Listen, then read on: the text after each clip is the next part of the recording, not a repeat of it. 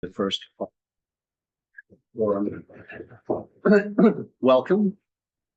Everyone, we've got a couple of people online. We've got Lisa Cunningham, Karen Kraft, and we've also got Alexandra as well.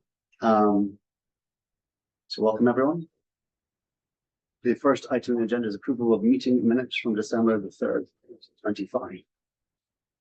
I was not at that meeting, so if anyone have any comments? I'm going to say that. Yeah. If you are not in a meeting, you can still vote on the minutes. Because what you are voting for, one of the things you are voting on is either clear, understandable.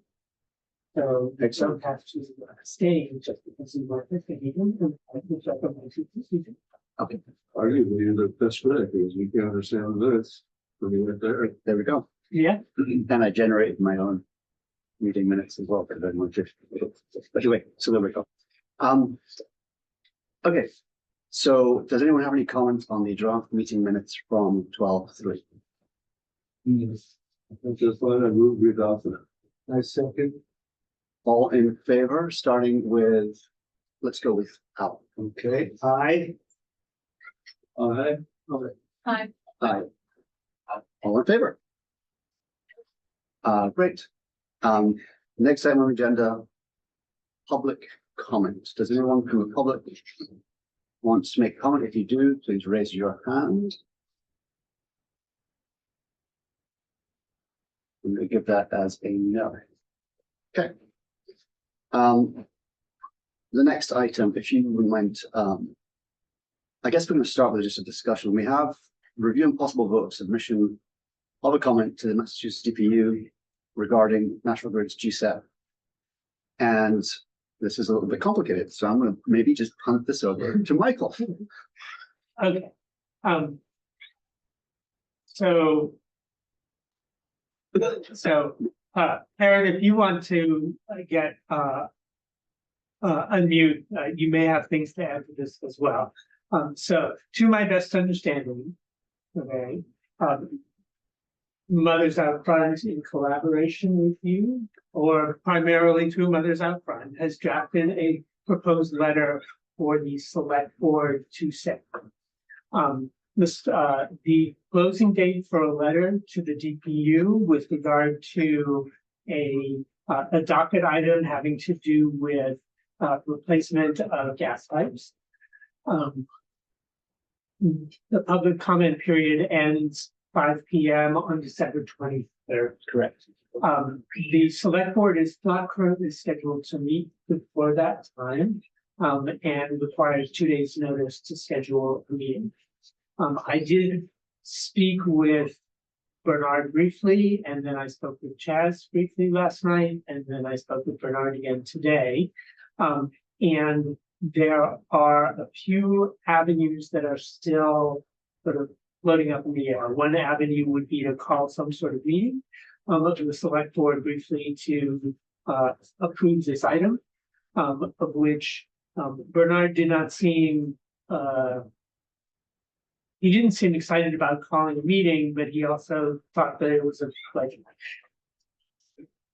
was not an unreasonable thing to consider. So I don't know where that is standing. Chaz Carey, the town administrator, also made the proposal that the town administrator could sign this. It could come from the town administrator, which would not require a meeting. And the select board at a later point could, after the fact, approve this. So that the letter, as I understand it, was drafted. It basically was a very short letter from the chairman of the select board that said, please refer to this following letter. And then there was the following standing letter, but the beginning part was relatively short. And that could more easily come from the town administrator. And that is also still being juggled, but since it doesn't require a public meeting, we could possibly get that through more easily.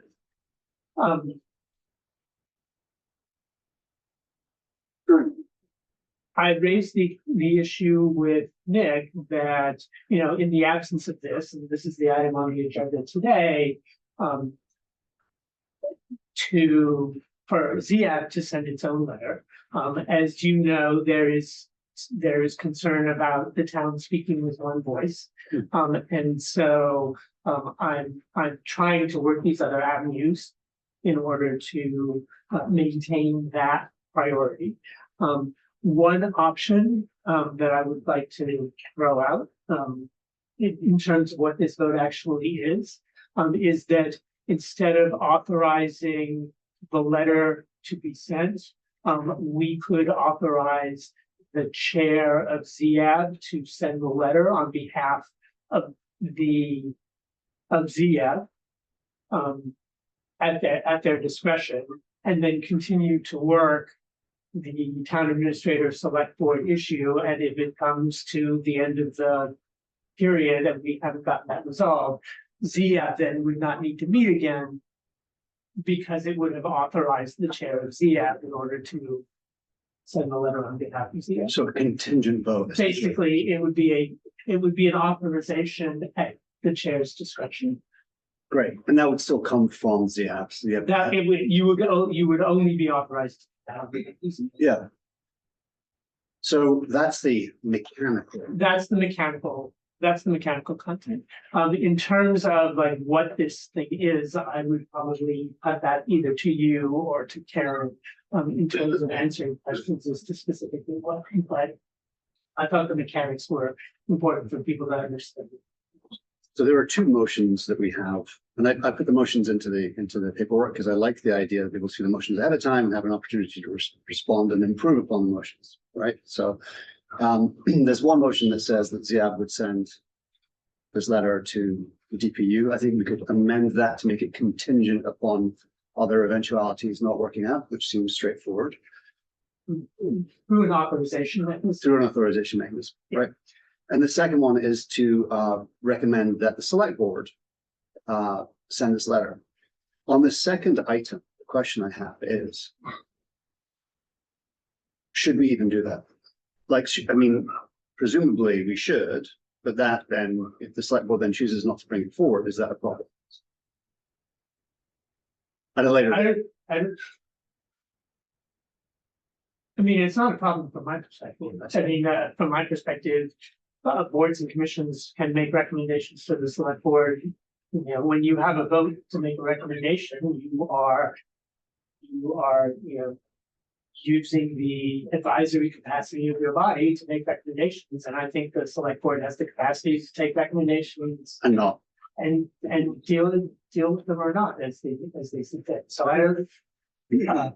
I personally don't view an overabundance of recommendations coming from advisory boards to the select board as problematic. Okay. Well, you're our liaison, so I'm going to take that as I'll take that as a item. And if other select boards want to take my head off, well, maybe I just don't. Okay, that sounds good. Karen, do you want to give an overview of what you said? Before we do that, I just want to check in with staff to make sure that they don't have any problems with that. Sure. Alexandra? Sorry, folks, took me a second to get unmuted. Good evening, Alexandra Vecchio, Director of Sustainability and Natural Resources. So I caught most of that, but am I understanding correctly that the direction you're leading is that ZIAB will send the letter and it will just be clear that it is not written on behalf of the select board? Well, not quite. What I am proposing is that ZIAB contingents authorize the chair to send that letter. And then Nick can hold that letter while we continue to work the town administrator, possibly sending the letter, or the select board meeting and sending a letter. But since those two things are still in flux, if we give Nick the authorization to send that letter, then ZIAB doesn't have to meet again before, as we are continuing to work those other avenues. Got it. Okay, sorry. I could catch most of what you all were saying, but not everything. Yes, I think that sounds perfectly fine, and I'm happy to, I saw your email to Chaz as well, Michael, and happy to follow up on that if useful to figure out where things stand. So that sounds like a good Yeah. approach. Okay. Great. Karen, do you want to give an overview from the Mothers Upfront perspective, since you were an author of that select board? Sure, just a quick comment about process. The only reason I share Nick's concern about the select board opting not to do something is not because it isn't appropriate for an advisory board to make a recommendation and the select board chooses what to do. But I worry that in this particular situation, because it's such a condensed time frame, it won't be a decision on the merits. It would be a decision on the process of having calling a meeting and the hassle factor rather than the merits. So that's my one concern about the dynamic at play right now, that I just wanted to register. And then I'm happy I assume everybody read the letter because it was in the agenda. So maybe instead of me talking about it, I can just answer questions about it. If anyone has questions about the gas system enhancement plan or program and sort of why Brookline might want to comment on it, like what is the value there. I do want to let you know that at least 4 other municipalities are commenting officially. Arlington, Cambridge, I think Bedford and Wellesley. And just so you know, Wellesley's comments are coming from their Climate Action Committee, which is not the official town. I think it's like the ZIAB of their town. So it just shows that different bodies from a town can also weigh in. So I don't think the DPU really cares if it's from Chaz or if it's from the select board or if it's from the ZIAB. I think it's trying to represent that a municipality feels that this is important. So maybe it's not a matter of splitting hairs about who sends it, rather than sort of maybe whatever is the simplest, and it still gets registered as under the umbrella of Brookline. Yeah. I will say, first of all, thank you for that list. I just want to make sure I capture it. It was Wellesley, Bedford, Arlington, and Cambridge. Is that what you Yeah, said? and I believe Bedford as well. I'll also make a note, there's 2 documents that go to the DPU.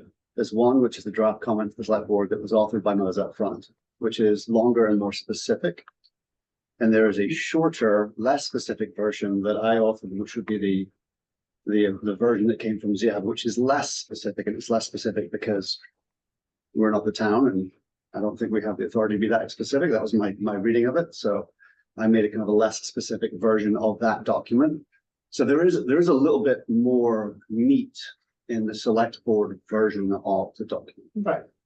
And Karen, I would also say that, I appreciate your understanding of the DPU perspective. I think there's also a concern from the town's perspective, as I was talking before, about speaking with one voice. And so that's just sort of a precedence and a pattern that we try to follow. Got it. Thank you. Does anyone have any questions, comments, concerns, or thoughts about? Well, I guess I'll make a comment. First of all, again, I thought it really was, the letter was really very well drafted in terms of being specific, but not super long. Sometimes people write forever, and this covered a lot of technical points clearly, and just again, Karen bringing it to our attention, knew about this going on. I had no idea that there was a date and that it was actually going to happen. So no, I would have missed it. So thank you for being on the ball. And so I think it's great. And to tell you the truth, I mean, I think it's good that we're working out this all speaking one voice. I think in a way we're making a little more of it than we need to. I think the main thing is that you should trust staff and the chair and you get it right. And I guess if the first few times you do it, you have to be a little more careful than you do later. But to me is interesting is generally it doesn't matter too much who it comes from. I actually think the town administrator is in some ways the best option, because there is a little bit. I mean, this is going to go into a file. They're going to say this many towns think or whatever. Not super amount of attention to it, but I actually think it comes out through a little more powerfully when it comes to the town administrator. You know, again, people, an organization like ZIAP, they know where we stand, they know what to expect, and they don't know for sure, no matter what we say in the letter, whether we're just doing this without a whole lot of support in the town or not. But when it goes to the town administrator or the select board, then it's really clear that it's not just these, you know, tree huggers that stuff this by everybody else, that somebody actually in the town actually cares about. And I always think in some ways the town administrator is almost more important than the select board, because the same issue there. They know select boards are really, really busy and sorry, but you know, but that, you know, you're doing 100 different issues and select board signed off on it. They don't really know what went behind that. But in some ways when the town administrator signs it, it's like, you know, that's the professional, and that's the CEO. You know, that's not just the board, that's the CEO that thinks this through these problems with regard to what we're doing. I think I don't agree with all that. I think we have a little bit of a perfect is the enemy of the good right now. And now we should get something done. Yeah. Right. I know, Kathleen, you had a couple of minor edits. Oh, yeah, but they were very Super minor. minor, yeah. So just so you know that I think there were some grammatical and other minor edits that Catherine picked up on in some of this stuff. We have, Yes, for comments on the ZIA letter as it's drafted. yes, sure, on any part. Well, let's go through them, each of them. So we got- I had one comment. Yep. On that. On the rest of it, Karen explained, when was it, August you were here, Karen, something like that, and went through this. So in terms of understanding what's going on with the gas pipes and all that, I think at least I have a good understanding previously. But when I looked at I had one thing to add in the ZF letter. There's an item there, concerns with current. Can we be clear which of the several different things we're looking at? I'm talking about the draft of a letter from ZF to whoever it's going to. So 3C. 3C or 3D? 3C. 3C, okay, thank you. Okay. It struck me that there was I have another concern that should go on there. And I drafted something, I don't know if it's very good, but money spent unnecessarily on pipeline replacement comes from ratepayer pockets. It could be better spent on decarbonizing buildings, both entire street transitions and individual buildings. I like it. You could also just leave it as, it could be better spent. Period. Yeah, But yes. well, but the reason I wanted to put that in is because we've got Bernie coming up. Absolutely. And these are enormous sums of money that are going, it sounds like, over the pipes that WDP. Great, I like that. Anyone else have any thoughts, comments on 3C? Let's go through them individually. We've got, I guess, we've just had a comment on 3C, but let's go back a second. Which is the draft 3B, which is the draft comment for select board, which is the longer, more specific documents authored by Mothers Out Front.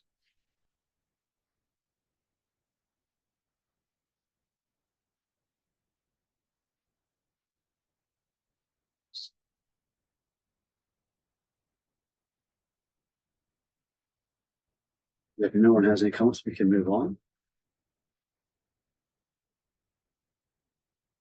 Okay. We've got one comment from Alan on 3C. If you wouldn't mind just emailing that to me, Alexandra, as the group. Okay, and then is this a number 5 under the heading concerns with current GSEP filing? Is that what you're proposing? Yeah, hold on, let me go to the where's the letter? But I've got the whole whatchamacallit, first I've ever done it this way. I have the entire thing that was downloaded. The whole agenda. Yeah, what page? Somebody know what page of the agenda? Just search for the word ZF respectively. Just hold on.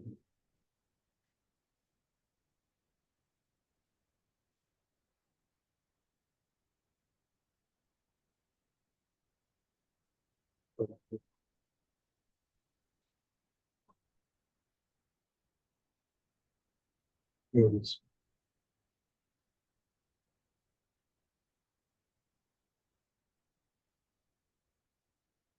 Oh, no, that's the board recommendation. And, yeah, here we go. All right. So it's this, Yeah, it's under the title concerns with current GSEP filing. There are currently four, wait a minute. No, that's not. Second. Give me just 1 second.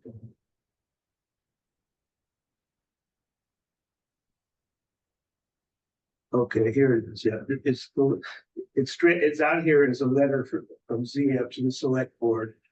Okay, all I can tell you is it's what I'm looking at is on page It's maybe the ZF memo to the select board. well, maybe hold on a second.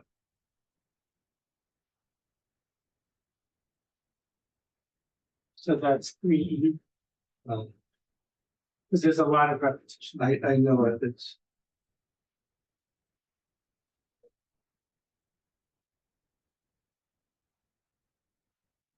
Okay. Okay, yeah, okay, it's on,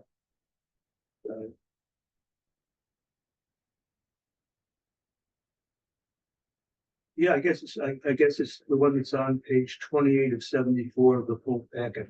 Concerns with current GSEP filing, there are 4 of them there. Yeah. Okay, and my proposal is to add a 5th. Right. Which I can email to whoever wants it, but it basically what I have, again, money spent unnecessarily on pipeline replacement comes from ratepayers' pockets. It could be better spent on decarbonizing buildings, both entire street transitions and individual buildings. And if you want, I can see, this is not the computer I usually use. It's my I like the content. I think it should continue the way you have, don't just say it could be better spent, but, you know, decarbonizing infrastructure or something like that. Yeah. So I was just wondering specifically where you wanted to propose that we've answered that question. Oh, okay, got it. And then does that need to make its way, or should that make its way into some of the other submissions and drafts that we're looking at? And you know, if we want to take the time right now to find them all, but it seems that that's an important point. If we're making that point in one of these, should it make its way into the others? Well, a curiosity is that we have an opportunity to change the draft that's going to go to select board or that the town administrator will send. Because it's not what you voted on tonight. We're just making a recommendation for that. And Michael, Chaz, anyone else could make changes that they saw and should make changes that they think are appropriate for that before it comes from the select board. So I think we could add a note that we've added that language and make that suggestion. Yeah. Yeah, because I think that's actually quite important and very useful to I agree. make that known wherever we can. So that path seems right to me. Okay. Now we're modifying others upfront wording. I assume.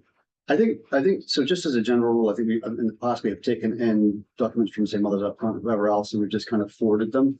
I think it would be better if we had the time for us to spend some time actually looking at that stuff and adding our own stamp if we felt that was necessary. So I don't think it's inappropriate for us to change that. Mm-hmm.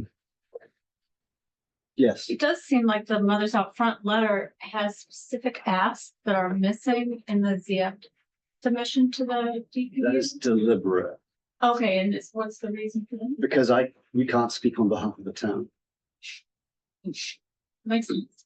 right? That's the one voice part of it. This is like, we're allowed to sort of give an advisory perspective. And it may have been that I overcorrected, Mhm. but I felt like if it was our first submission as ZIAB, I would rather overcorrect than undercorrect. Does that make sense? And if it comes to the town administrator, He can do whatever he wants. It's up to him. can he cross-reference the 2 versions and have it back? Well, if, I think we should try to do the more immediate version. yeah, no, he would take the select board version and. Yeah. And Okay, put his own. Okay. version. Yeah, I think so. okay, good. Or at least that's what I would recommend. Yeah. Yeah, I would agree with that, Michael. Okay. So then it does seem like town administrator could have a little bit more hefty letter Should than us. And I would agree with Lorna, that's the better. It's definitely better to come from either the select board or the town. Yeah. The only reason we would do this is as a contingency, Mhm. right? Yeah.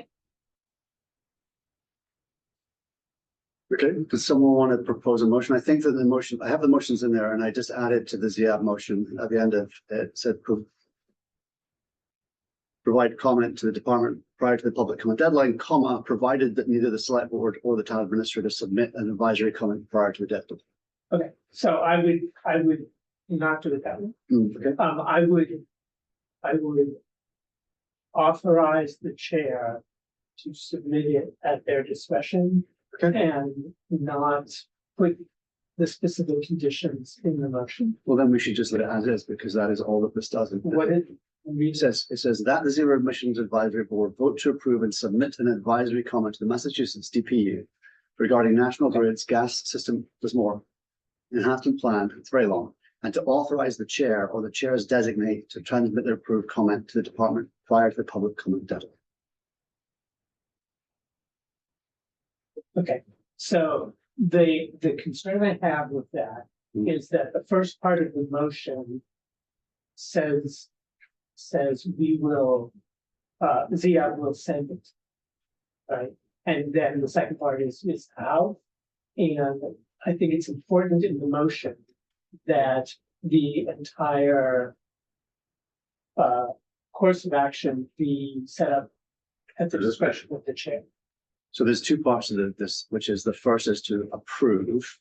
So if I take approve and submit out of it, so then Right, we would approve the advisory comment Yeah. and then authorize the chair to send it. I would say that you would, I'm not sure you have to say that you approve the comment, you just say authorize the chair to send this comment. Okay. Well, it's much shorter. Yes, To the DPU.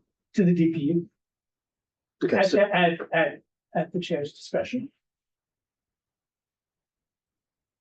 While you're at it, about deleting the word advisory in the first line, it's just, it's a comment. Hey, yes, you're right. so I actually have it all the way down to that the Zero Emission Advisory Board vote to authorize the chair or the chair's designee to transmit the. And I guess the problem I have now, approved comment to the department prior to the public comment deadline at the chair's discretion. I don't know what to do with the word approved. This is not the updated comment. This is the one that's just posted with the meeting materials. Nick has its. I can actually share. Yeah. I think I'm on the Zoom. Oh, that's right. Someone. I get confused because I know, I'm trying to. you were highlighting it. Yeah, I was gonna try and follow up and then I lost track, so. Nick, you should be able to share your screen. Let's hope I'm sharing something. Things.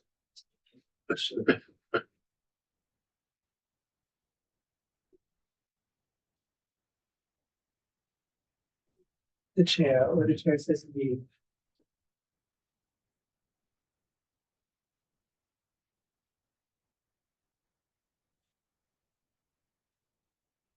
Take a word out somewhere. Yeah, I mean, if you want to say the approved comment, that's fine. The chair's discretion. Okay. To the department, what department? DPU. Yeah, the Department of Public Utilities.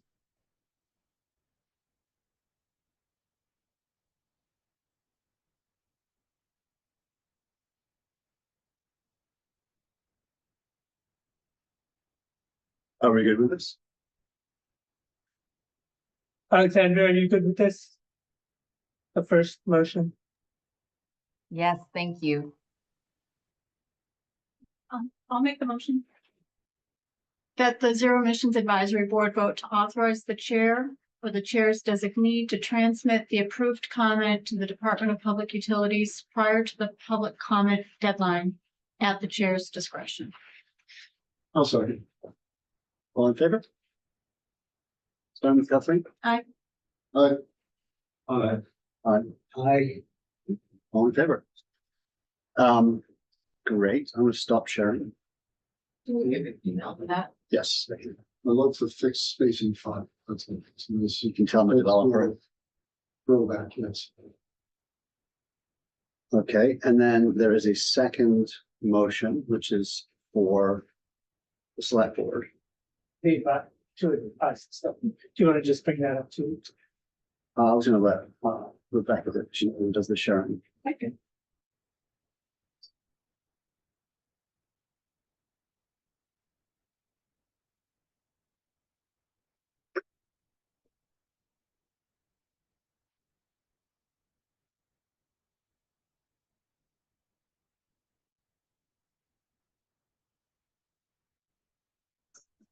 Is this the correct? Am I showing the correct thing, Nick? Yes, sure. You should start look.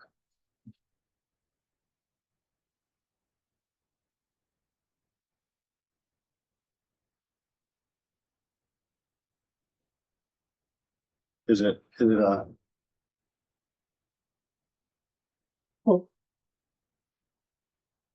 The, oh, it's actually backwards. So yes, this is actually the wrong thing.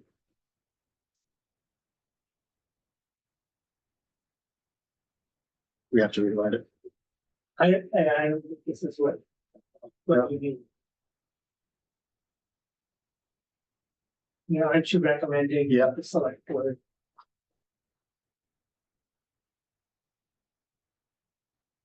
And we'll share again. We'll do it in real time.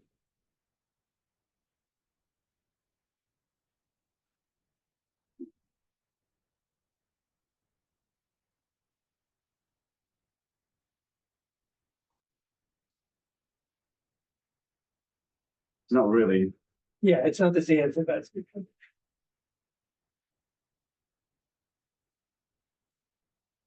I mean.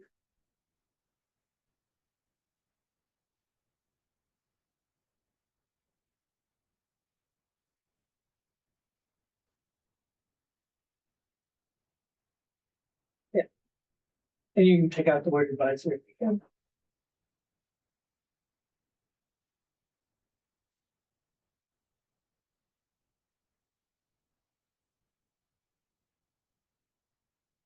I'm just gonna get rid of this. Is that fine? Yeah.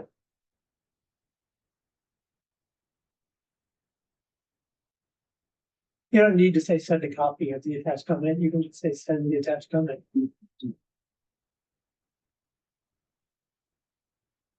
Much simpler. Okay, and the attached comment is referring to what? The The, longer one. The draft This- this municipal stuff is- comment for select board. Does it need to say select board or town administrator, or was that It the? probably should. What?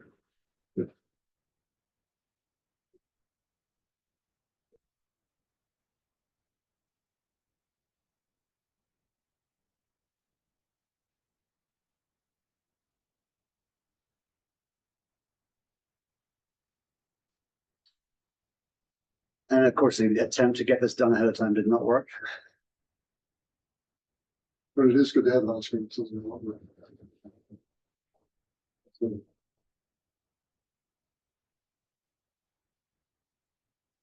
Kathleen, what was the type of the? It's the draft municipal comment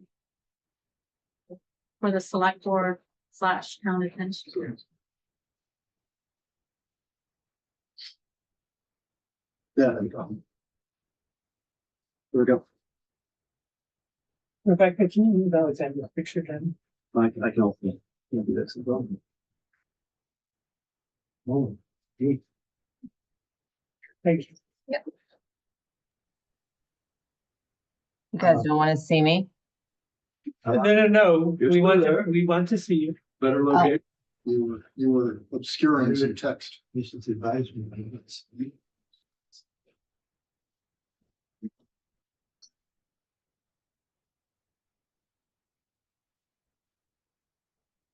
Kathleen, I'm just. I don't understand what part of this is a draft municipal. comment? That's what it's actually called. That's what It's the name of the document's called. document. It's the name of the, Oh, That's why it's the important. document that was posted. Yeah, yeah, Yeah. Okay, that's what it's titled on the document and in the agenda. okay, Yeah. fine. Ready for motion? Yeah, I move the Zero Emissions Advisory Board recommend that the select board or town administrator send a comment substantially similar to draft municipal comment for the select board to the Department of Public Utilities regarding National Grid's gas system enhancement plan. I'll second. All in favor? I, Aye. Aye. Aye. Excellent. Okay. That will go smoother next time. Can you also eat from that? Yes, I will. That was not bad at all. no. Really? Yeah, Okay, Can I just ask one quick question? yes. You're sending it to the select board. Earlier on, you talked about a backup plan about Ziab sending something. If the select board doesn't, is that still in play or is this just the one thing you're doing? Okay, We just did okay. both. That was the okay, first. super. Sorry, I missed that. Okay, thank you. Okay, so that's that. And I think we can move on to the next item on the agenda. Which is. I have it in front of me right now. It is, something to the carp, maybe? No, it's ratifying a member to serve on the Moderators Committee on Outdoor Lighting. Okay. Okay. So, Neil Wisconsin reached out to me to ask if someone from Ziab wanted to be on this committee, and we were between sessions and he wanted an answer quickly, so I reached out to Bill. Bill was willing to do it. I am not sure of the process, but I think that the process is either the select board appoints someone from Ziab to another board or commission, or Ziab votes for a member to be on another board and commission, but I'm not sure what the process is, so I just put this on the docket to make sure we're doing this correctly. Do we have to do anything with this, or can we just move on? sorry. This is I think, I would say that it's, again, there's no formal rule about how you do it. And that it's very good it's on the agenda because I gather we have a victim chosen already. we do have a victim chosen already. That wasn't the word that was used Oh, I'm until sorry. today, but. Yeah, so So that I don't know if we need to vote or not, but when they were here, we might as well vote, hear a little more about Okay. exactly who's doing what. I mean, I think I've given most of the information I know, which is that Neil asked for someone. I asked Bill if you want to do it. Bill talked to Neil. They agreed that it was a good idea. So, And exterior lighting refers to what specifically? So this is downstream from warrant article 8, which had to do with excess lighting, glare, light trespass. And town meeting voted to refer it to a moderators committee to be formed for this purpose. Neil is in the process of forming that moderators committee. He wants 9 people on it. He had chosen 7 or 8 of the 9. He's chosen a chair. He's chosen people to reflect different perspectives. And so he had asked me, he has appointed me. So the moderator has the role of appointing people to this committee. Okay. And I said, yes. Okay. So it's somewhere in the range of between informational to Ziab and needing to be formally approved by Ziab. I don't know where that stands. I asked Neil that specifically. He said Ziab does not need to take a formal position on this. is that, Well, I just want are to make you sure, asking, I'm asking whether we even need to do this. Whether we need to, but like, what's the process? If something else comes up, do we have to, discuss it amongst ourselves? you're not speaking on behalf of Ziab. I am during not a this meeting, representative of Ziab. right? That's the question. Yeah. If that's how he and we want to do it, then it's very good to have done it informationally. We can Yeah. move on, but it's not out of the question. First of all, I think it's positive. I should say that when I chose my language jokingly there before, it's because this is one of these warrant articles where a lot of reasonable people differed. I was one that thought we should just pass our warrant article and not create a moderators committee, but other reasonable people think it's very important to have a moderators committee, so that's what we got. And I think the best thing is that Neil reached out to Bill.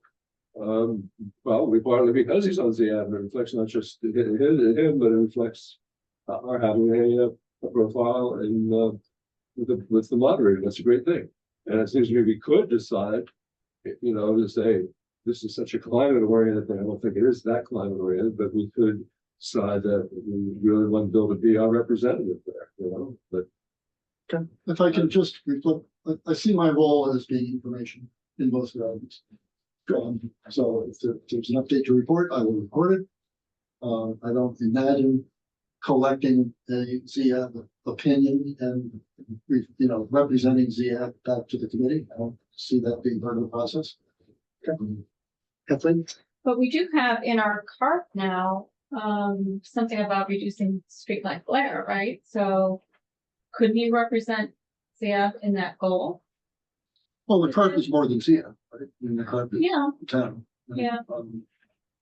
So, but nobody else is gonna know about that document. Oh, who's the chair of the committee? he wants David Pollard. Sure. So, I mean, there. So- Go ahead. Sorry. I Oh, wasn't sure if you were finished or not. I was just wanted to know, Bill, if you could clarify. So you're not representing ZIAB, but and so maybe then the other members aren't representing any particular board or commission, but I was just wondering if you could share who else was on the committee and if you had a sense of what kind of different perspectives were being brought to the table for that. I don't think I have the list of names. There's one petitioner. Oh, I do have the names, but I'm not sure I'm in the position to officially report them. But one petitioner, one person from the Chamber of Commerce, one person who proposed an alternate article. Let's see, who's Pat Maher? It's one person from the health perspective. So none of these people, to what my understanding, is representing, for example, Pat Maher is not representing the, what's the name of the group, the Public Health, Friends of Public Health. Advisory Commission on Public Health. Yeah, she is simply representing the health concern. I'm representing the climate and environmental concern, but not on behalf of CEQA. And I wasn't sure if anyone was representing transportation or pedestrian, or if that was also you. I don't know the rest of the people that he was going to be talking to. the Gotcha. specific ask from Neil Washinsky was titled Possible ZIAB Member for Moderators Committee on Exterior Lighting. Now, I think it's that you can look at that both ways. You could still be representing yourself and you just happen to be a member of ZIAB, and that's where the line I'm not really sure is from. I think we can move on. I think this question of like how we do this is important, but I'm not sure this particular item is. I just want to make sure we weren't. I didn't sort of step on any toes by reaching out to Bill and suggesting. By the way, I reached out to Bill because Bill talked at the last CARP review about lighting, and I thought Bill liked it. So, Yes. Yeah, they'll teach you. was this making another slide? So let's move on. Let's not vote on this. I think we've talked about it enough. I think it's helpful. The next one is review updated draft goals, strategies, and actions for the Climate Action and Resiliency Plan. Sure. So you all have received and included in the packet the updated goals, strategies, and actions. So these still haven't been prioritized. That's our next step. But as to go through that process, we want the language on the goal, strategies, and actions to be as close to final as they can be. Obviously, the document will still be revised in the future. So wanted to just let folks know kind of all the feedback that was incorporated into that. So certainly some public comments, obviously comments from all of you. We had a meeting 4 or 6 weeks ago where we went through it in depth. So thank you for that. Several of you reached out individually and offered a more detailed feedback. And so we went through that as well. We also received comments from Mothers Out Front, the Transportation Board, and the Solid Waste Advisory Committee. So Rebecca, Katie, and myself essentially compiled all of that feedback from all of those different groups together and looked at it comprehensively, and then went through, incorporated everything as best we could. Obviously, some things there were different opinions or different usage of language and things like that. And then we still have a couple pieces that we're waiting on additional information, either from staff or from Blue Strike to update the language on. So what you have in your packet this evening, I would say, is probably like 90% complete.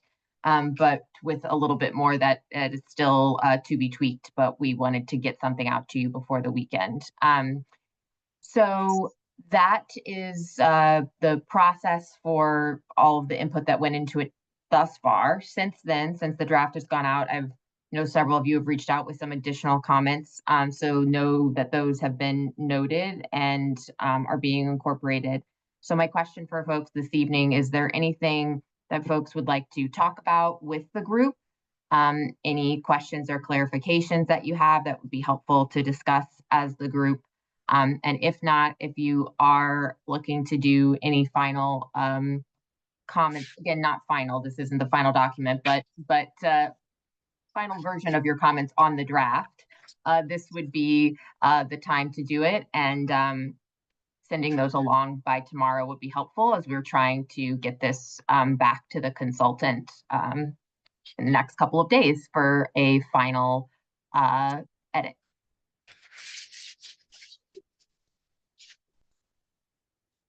So I do have a few things, and I'll send all of it along to you as you just requested, but I guess to generalize a couple of the categories, I guess it would be in strategy, maybe action. There seem to be opportunities to come up with some kind of interim dates or targets. So, and right off the bat, BE 1.1, pilot a geothermal utility district, et cetera. Well, great. Yeah, let's do that. But where does it fit in? Time frame, other dependencies. So I just I don't need an answer right now, but I would be looking in a plan that's extending through 10 years. I'd be looking for some intermediate targets in order to accomplish the full plan. Yeah, and that's a good point, Bill. So, okay, a couple folks I think have raised this. So let me just say that in addition, so we have our language in the goal, strategies, and actions, and then we're going through the prioritization process. So some of that in terms of the timeline associated with those things will also be developed through the prioritization process. If something is coming out as a high prioritization then versus a low prioritization, then that's going to affect any interim dates for the timeline. But then in addition, after the prioritization, we're developing what we're calling implementation strategies for the different actions in the plan. And so basically what that looks like is what is the timeline to work on this, who's responsible for leading that effort, what's the possible funding source for that effort. So that will be high level because there are so many different actions in here, but we'll generally assign some responsibility, time frame, and potential funding streams to each of those actions. So I think that will provide a little bit more clarity for folks on the implementation of these ideas and what that looks like. And I know one of the pieces of feedback is some of them, it was a little bit clearer what that looked like, and some of them it was a little bit more vague. And so one note that we already have down is we need to kind of right size that so that they're generally equally on level ground. Sounds good. So you'll be folding back with the results of the prioritization and where possible, dropping in more intermediate targets. And would that be the next, that would be the next rev that we see? I mean, I recognize this is still draft, the next one will be draft, but we're getting close, right? So the next one. I certainly hope so. Yes, it's an iterative process, but yes, that is correct. The next draft you see will have that prioritization as part of it. Another sort of general thing I want to mention, a couple of points you refer to the municipal decarbonization roadmap, which I gather is the climate leaders municipal decarbonization roadmap that we looked at, I think, in the last meeting. That's the same thing, right? Yes, that's correct. So under BE 2.1, you say create a municipal decarbonization roadmap, but we already have one. Right? Yep, that's correct. That was from an earlier iteration of the plan, of the draft for the goal, strategies, and actions. And I mean, for any of you who've worked on plans like this before, you always want to have some items in there that are very close to being finished. So when the plan comes through, we can move quickly on it, but that one's already been completed. So we Good will job. remove that. Right, Yeah. so, and then still staying with that decarbonization roadmap or whatever it is, you cover it in the building section, but part of that roadmap also was about the transportation and mobility. And that section under section 3 does not refer to the decarbonization roadmap. So I would expect that to as well. Yeah, that's a good point. I think we referenced the zero emission vehicle first policy in section 3, which is another part of the climate leaders program, and that has a focus specifically on vehicles, obviously, but making sure that we're tying it back to the roadmap as well. Seems appropriate to do. Yeah. Okay, that's all I got generally. I'll pass along specific things. Okay. Subsequent. I have a question, but does anyone else have any comments? I've got one thing. I didn't pick up on this when we looked at this previously. And it's just a question on VE 3.3D. Okay. It's promote installation, building scale, decarbonization, et cetera, et cetera. The last clause on that is positioning geothermal as a long-term substitute for natural gas heating and cooling. And I just be interested in some context for that, because a lot of stuff we're doing has got to do with heat pumps in buildings, not ground source heat, and not geothermal. And it seems like this is a pretty important statement in here. Is there some vision that geothermal is going to be the major route? Well, sorry, I see actually Karen has her hand raised, so I'll let her go before I respond, if that's all right. Yeah, I just want to say that the heat pump world is evolving very quickly with technology, and right now you can actually put a air source heat pump in that can be converted to a ground source heat pump when a geothermal network becomes available down the road. So it doesn't have to be an either or, it could be a staging, and certainly not every place is feasible for geothermal. So I would say it's both, but also even if it's sequential, it's possible that you don't have to reconvert something a second time. Just wanted to add that technological part. Thank you, Karen. Thanks, Karen. Yeah, so it's a good question, Bill. I think, or sorry, Alan, I apologize. I think we included some of that in there because we have numerous references to geothermal, network geothermal systems throughout the plan, but we can certainly take that language out if you feel like it's limiting. The intention was less so the focus on geothermal, more so the transition to away from the natural gas and oil. Right, I can think about it. I can't think of any particular words, but when I read it, it made me think, oh, and someday everything will be geothermal, and I don't think that's what it meant. So let me think about it. If I can, if I come up with something, I'll email you. Thank you. Any other questions, comments? So, quick question, are we planning to include annual carbon reduction targets part of the plan? No, there's not going to be annual reduction targets. There are targets that are set for kind of subsets. So the decarbonization roadmap, for example, has those every 3 years. And then the overall plan has a reduction goal for the lifetime of the plan. So over the 10 years with the intentionality of a 5-year check-in. But no, likely not annually, partially because we're not able to change our measurements annually. Okay. Yeah, I think whatever we can do to include maybe biannual or targets.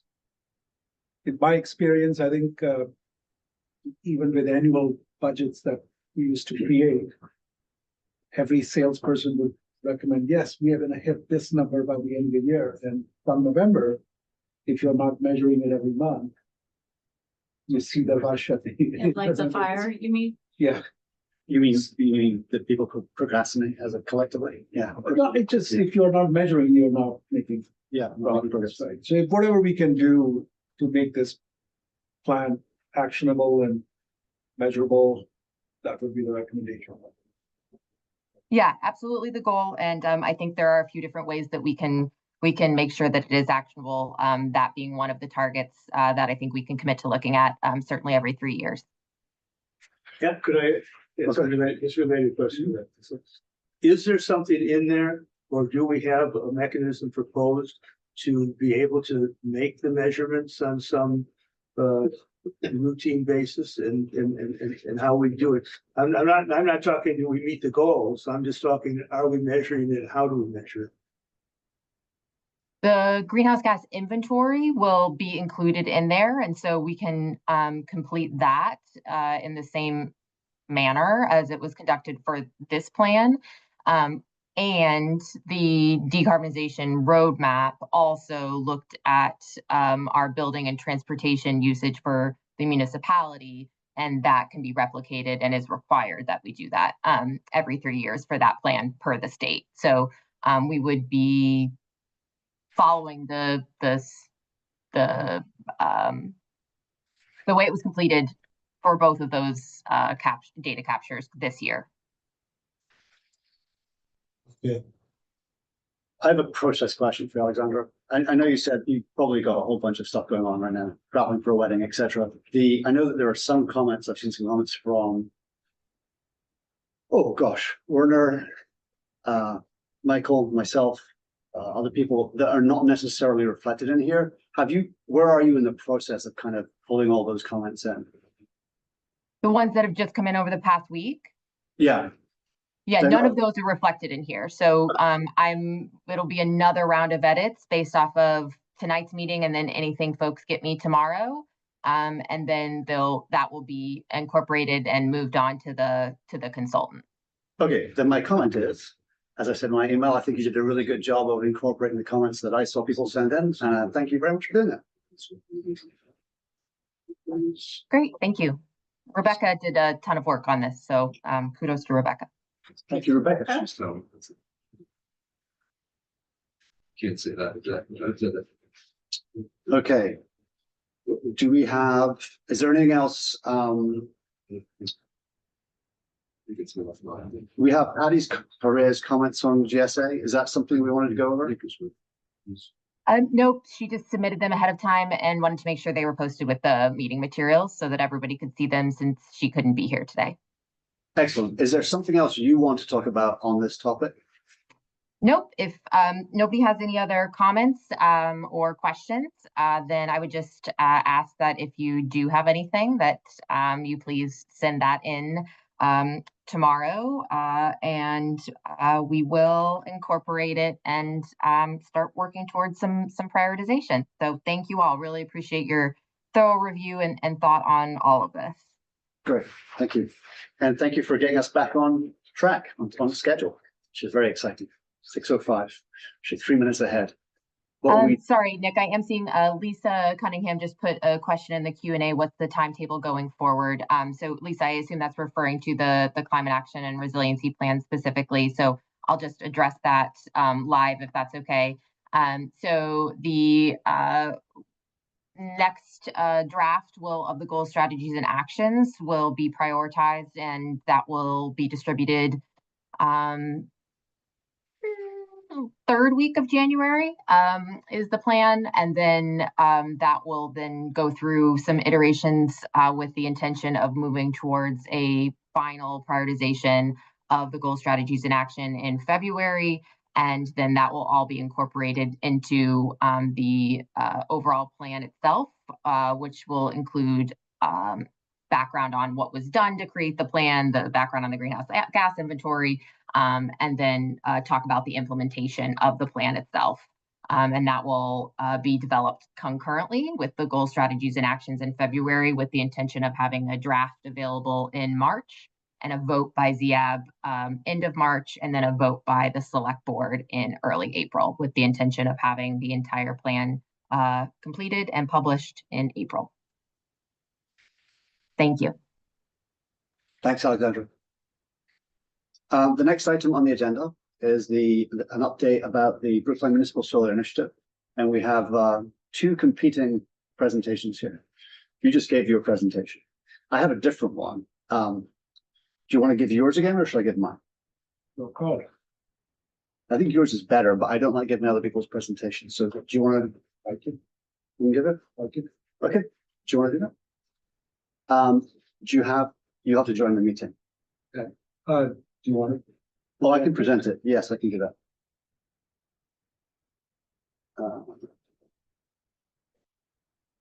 Just get into that mode.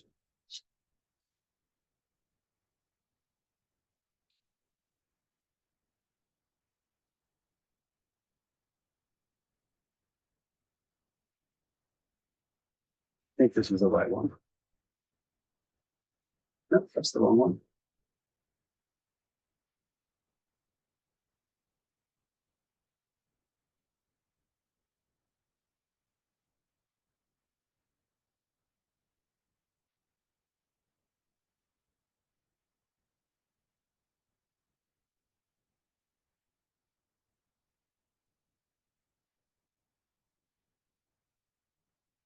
I think we shared the last month's presentation with Zia. Yeah, We did. so I just need to. It wasn't this one, it wasn't in the meeting with Cheryl Susan, was it? No, I guess we literally finished it 5 minutes before 5. Oh, okay. Which is why I have my own presentation, because he was writing his presentation and I wanted to have one that was ready. So, okay, here we go. Okay, so we just shared this presentation with the futures subcommittee. The town. So maybe kick off to the next slide. Well, should we just give an update of the procedurally how we're here? We formed a working group. Yeah. Or actually, is it in here? No. Oh, it is actually. There we go. You do actually have a slide in there. So you have a context and background slide, which actually covers it. Okay. So we just presented this to the future subcommittee. Few things that we covered, a little bit of the background of what we are talking about. Sorry, so I may have missed a beat here. The future subcommittee is what? I don't know.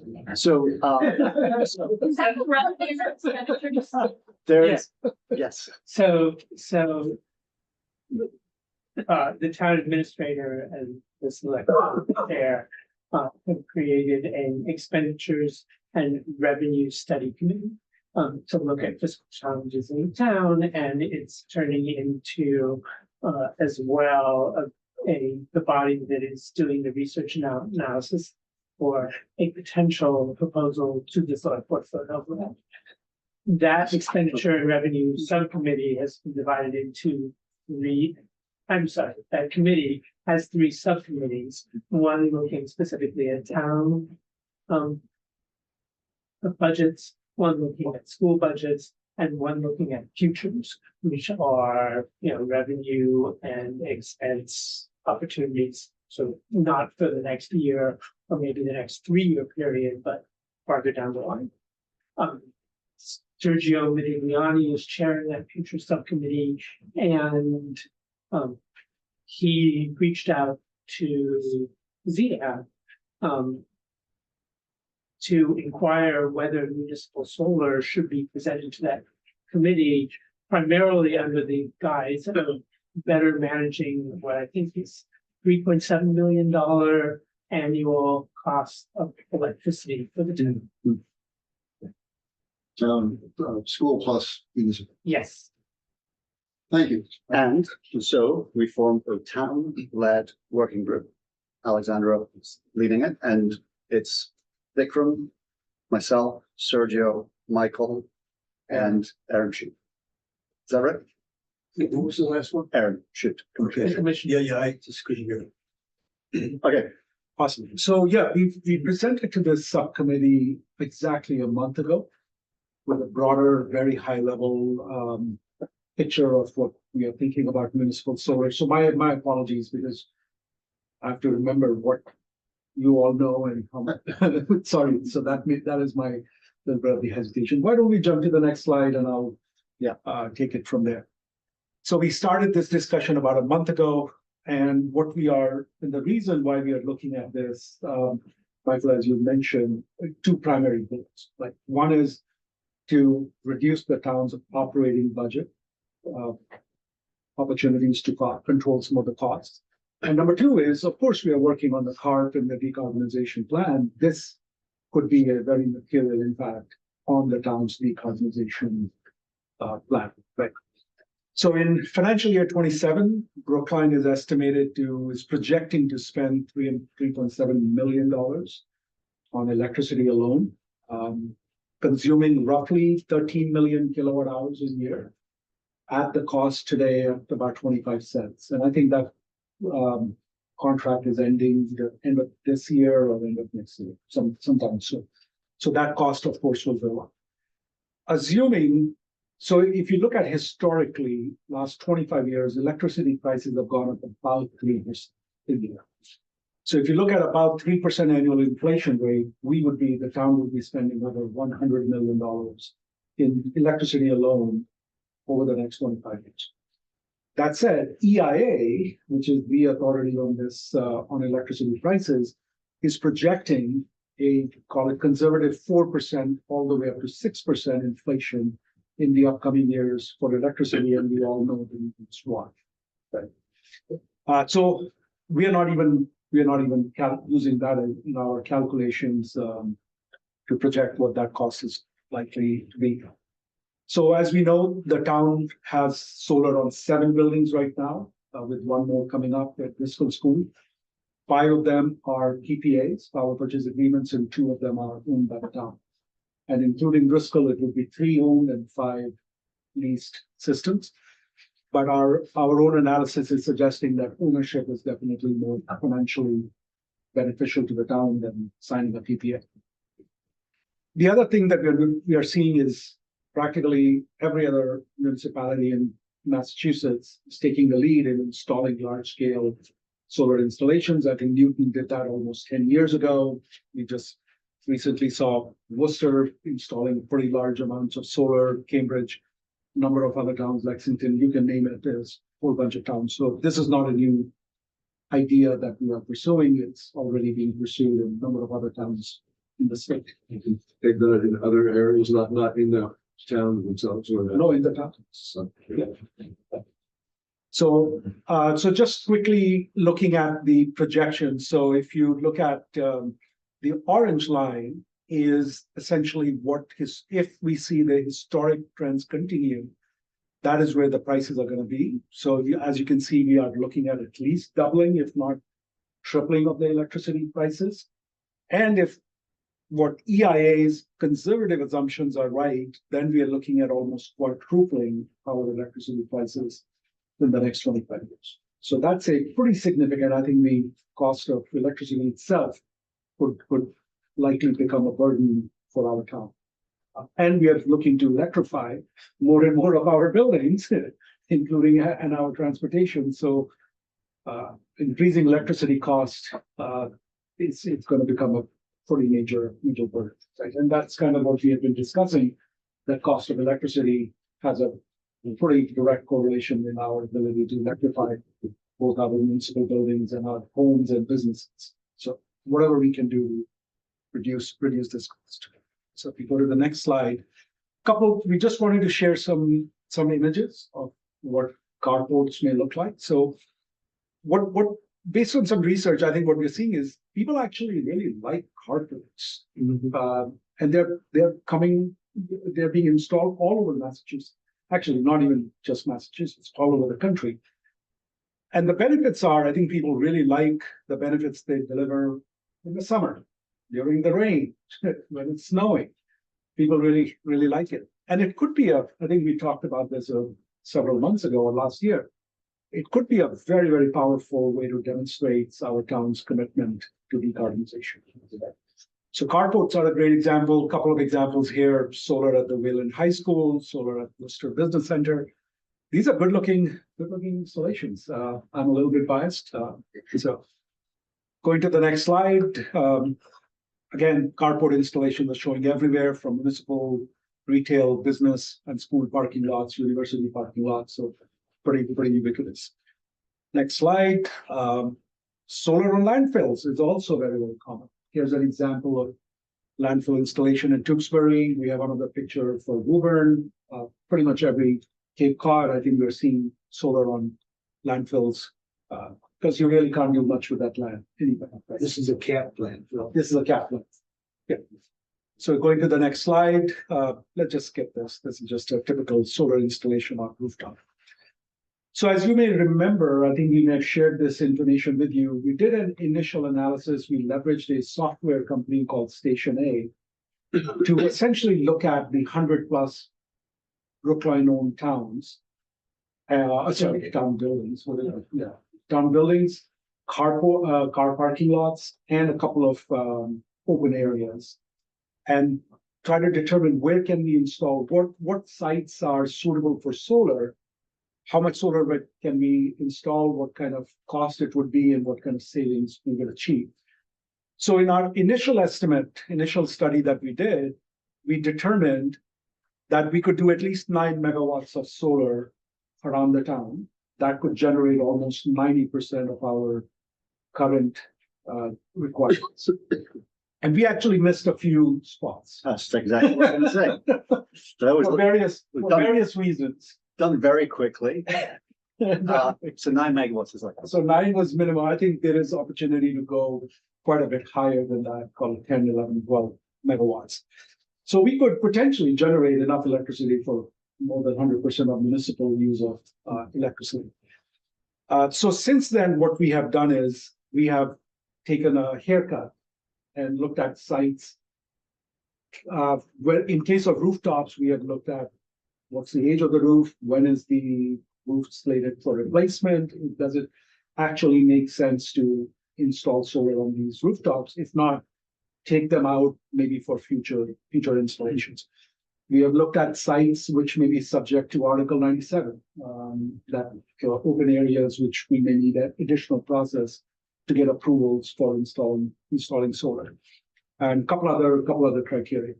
So based on that, we have created a tier 1 list of sites, and we have added one additional site for a ground mount. So if you go to the next slide.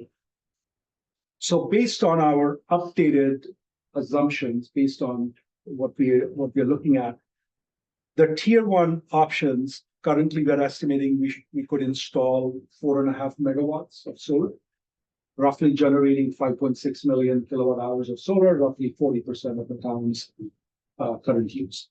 So question? No. Okay. So the cost of this installation, and again, we are going to run an RFP, and hopefully the costs will come down. And if we can contract in bulk, we should get better pricing for a 4.5 megawatts versus call it contracting 500 kilowatts of solar, right? So based on our initial estimates, we think this would cost about $12 million, not chump change. But let me skip one line. Based on that investment, we think we can save about net savings of about $21 million over the next 25 years. Actually, I should have included in my last presentation, I think we included a carbon impact, number of trees. This is a huge carbon savings, hundreds of thousands of 100,000 plus trees. That is what equivalent and taking tens of thousands of cars off the road. So this is a meaningful material. It's an area, it's 4.5 megawatts is an area of forest from the carbon sequestration perspective that's approaching the size of Brookline. It's Brookline, right? So it's a big area so it's quite a big impact. I mean, the financial impacts are big, this is a financially focused presentation, but the ecological impacts are pretty big. It's pretty big. That said, if we are able to complete some or all of these projects before December 31st, 2027, we can qualify for up to 40% of investment tax credit. which is a direct pay, as we know, we talked about part of Driscoll. If we install American-made equipment, which is pretty common nowadays with commercial solar, utility scale solar, that's actually 40 or even 45% investment tax credit. So we can dramatically reduce our initial investment. Could you explain again how the tax credit affects the town of Brooklyn? Because the town of Brooklyn doesn't pay tax. No, but we do get a direct cash, a check from the IRS. Okay. Okay. That is expiring, hence the date. So that was a program under the Biden administration that is being Yeah, sunsetted. no, I understood that. It's just the term tax credit when you don't. Yeah. Yeah, okay. Yeah, it It's should a be called refundable rebate. tax credit. It's Yeah. supposed to be, Right. So they left the carve out, which was surprising in the Trump's budget last July. They actually left that carve out that municipalities and nonprofits can get that as a direct check. This used to be a program back in 10 years ago, and it expired 6 or 7 years ago, but came back with part of the Inflation Reduction Act. So that's a pretty significant savings, and if we are able to achieve that, our net savings could exceed $27 million. So if we go to the next, one of the things I want to mention is what we are suggesting as part of our project planning, if you would, is to sequence and prioritize more expensive installations first. So carports and canopies tend to be more expensive than rooftop, and rooftops tend to be more expensive than ground mount. So the idea is that if we could prioritize installing carports and canopies first before December 31st, 2027, it will dramatically improve our economics going forward. And I'll show you an example how it plays out. So the next slide, I think I'm going to skip this one.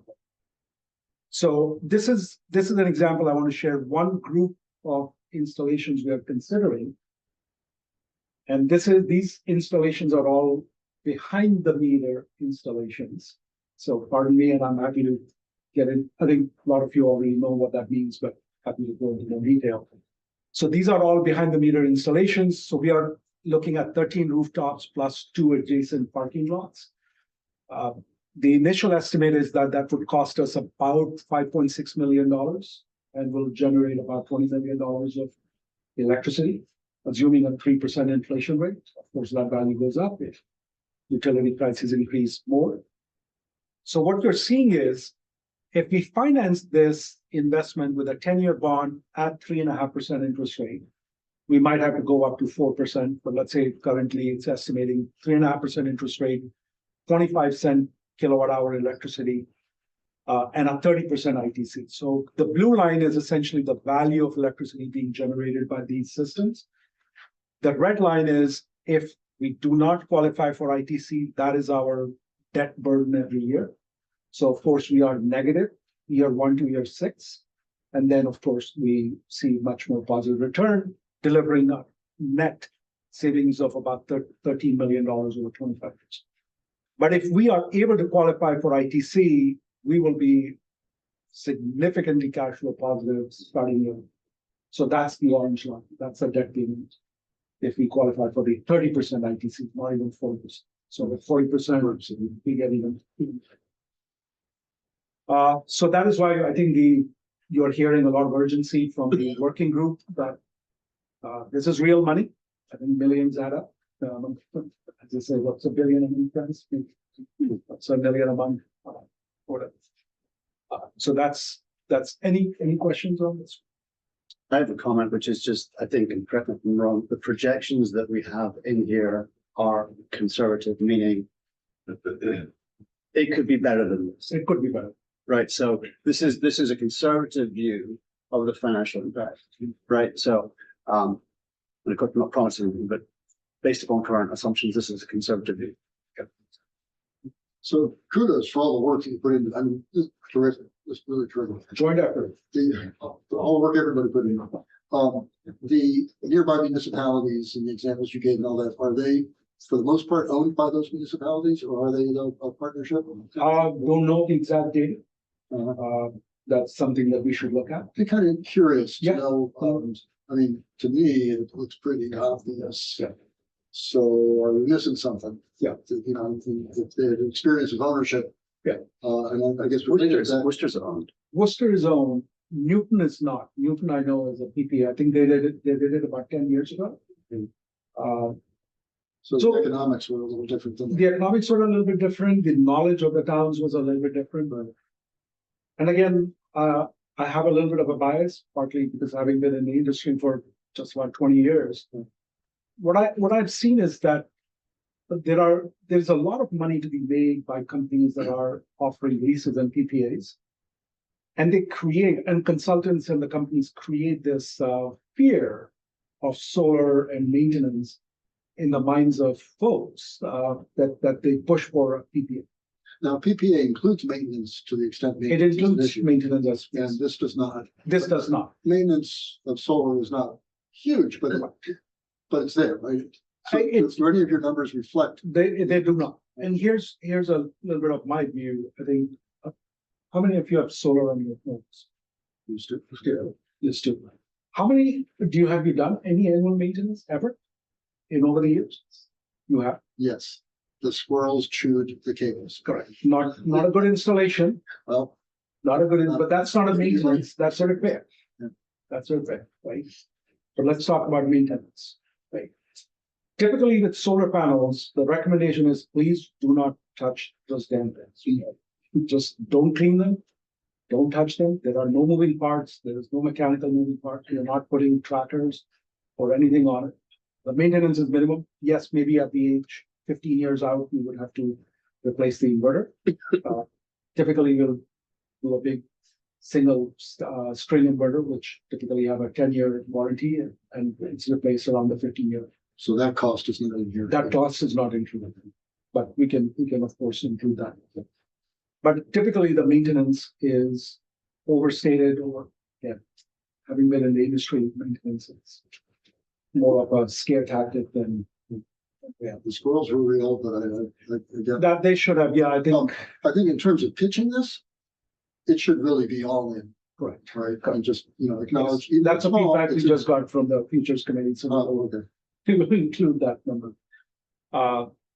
What's keeping us from doing this? I think it's the process is complex. The town has a lot of, I'm learning, I'm new to the whole. Everything, all the whole process. I think just the fact that we may have to go to the town borders to get it approved, how do we position it? What kind of questions are we gonna ask? Are there issues with the location? Did you say go to voters? If there is a bond It's a bond. and that bond is becomes a debt exclusion, and that has to be. I would say too, I mean, it's great you're doing this, finally getting to this level of detail, because it is something that a number has been talking about for about 10 years. And the reason to sort of answer your question, I'm a little critical, but I'm only so critical. The real issue is that people in government are busy and they never thought about return on investment, because there's no such thing except for energy stuff. There's no such thing. When you go to the playground, there's no return on investment except kids' happiness, which you can't measure. You go to school, there's no return on everything that the government does is never an investment. It's just an expense. So I remember when I was in Sean, somebody that used to be Melissa Goff, before when he moved into state government. I remember sitting in his office because he's now working in state government, sitting in his office talking about this. And he knows a lot more about finance than I do. But sort of talking about it, we both sort of also said, oh yeah, well, yeah, we never thought about that. Yeah, that's, the point is, he's doing a lot. He's doing very sophisticated financial work in a government setting where there's no return on investment. So it's very hard to get people to shift to that way of thinking about it. And that is absolutely the fair And point. risk averse too. The risk of this is not something that you see every day. We are not used to it. Right. I used this example about 8 or 9 years ago. MGM, the big casino company out of Vegas, they own half a dozen casinos. About 7, 8, 9 years ago, I forget the exact timeline. They went to Nevada Power and they said, we want to divorce you. We don't want to buy power. We're going to build our own solar farms and we're going to source the electricity from it. They had to, before they were allowed to do that, they had to pay $90 million to Nevada Power to divorce, cut the cord from the, right. And then they invested another $200+ million to build. This is several years ago when solar was still more expensive. They went out and they built their own solar farms. They're bringing wires all the way across the desert to their casinos. And why did they do it? If you know the owners of MGM, nobody would call them greenies. Nobody would call them anybody community focused. It was all about one thing and one thing only. ROI. Yeah. Right. That changed a lot of people's mind, that when you see companies like that make that level of investment, you're like, holy cow, this is they know numbers, they know money. Definitely do. Right.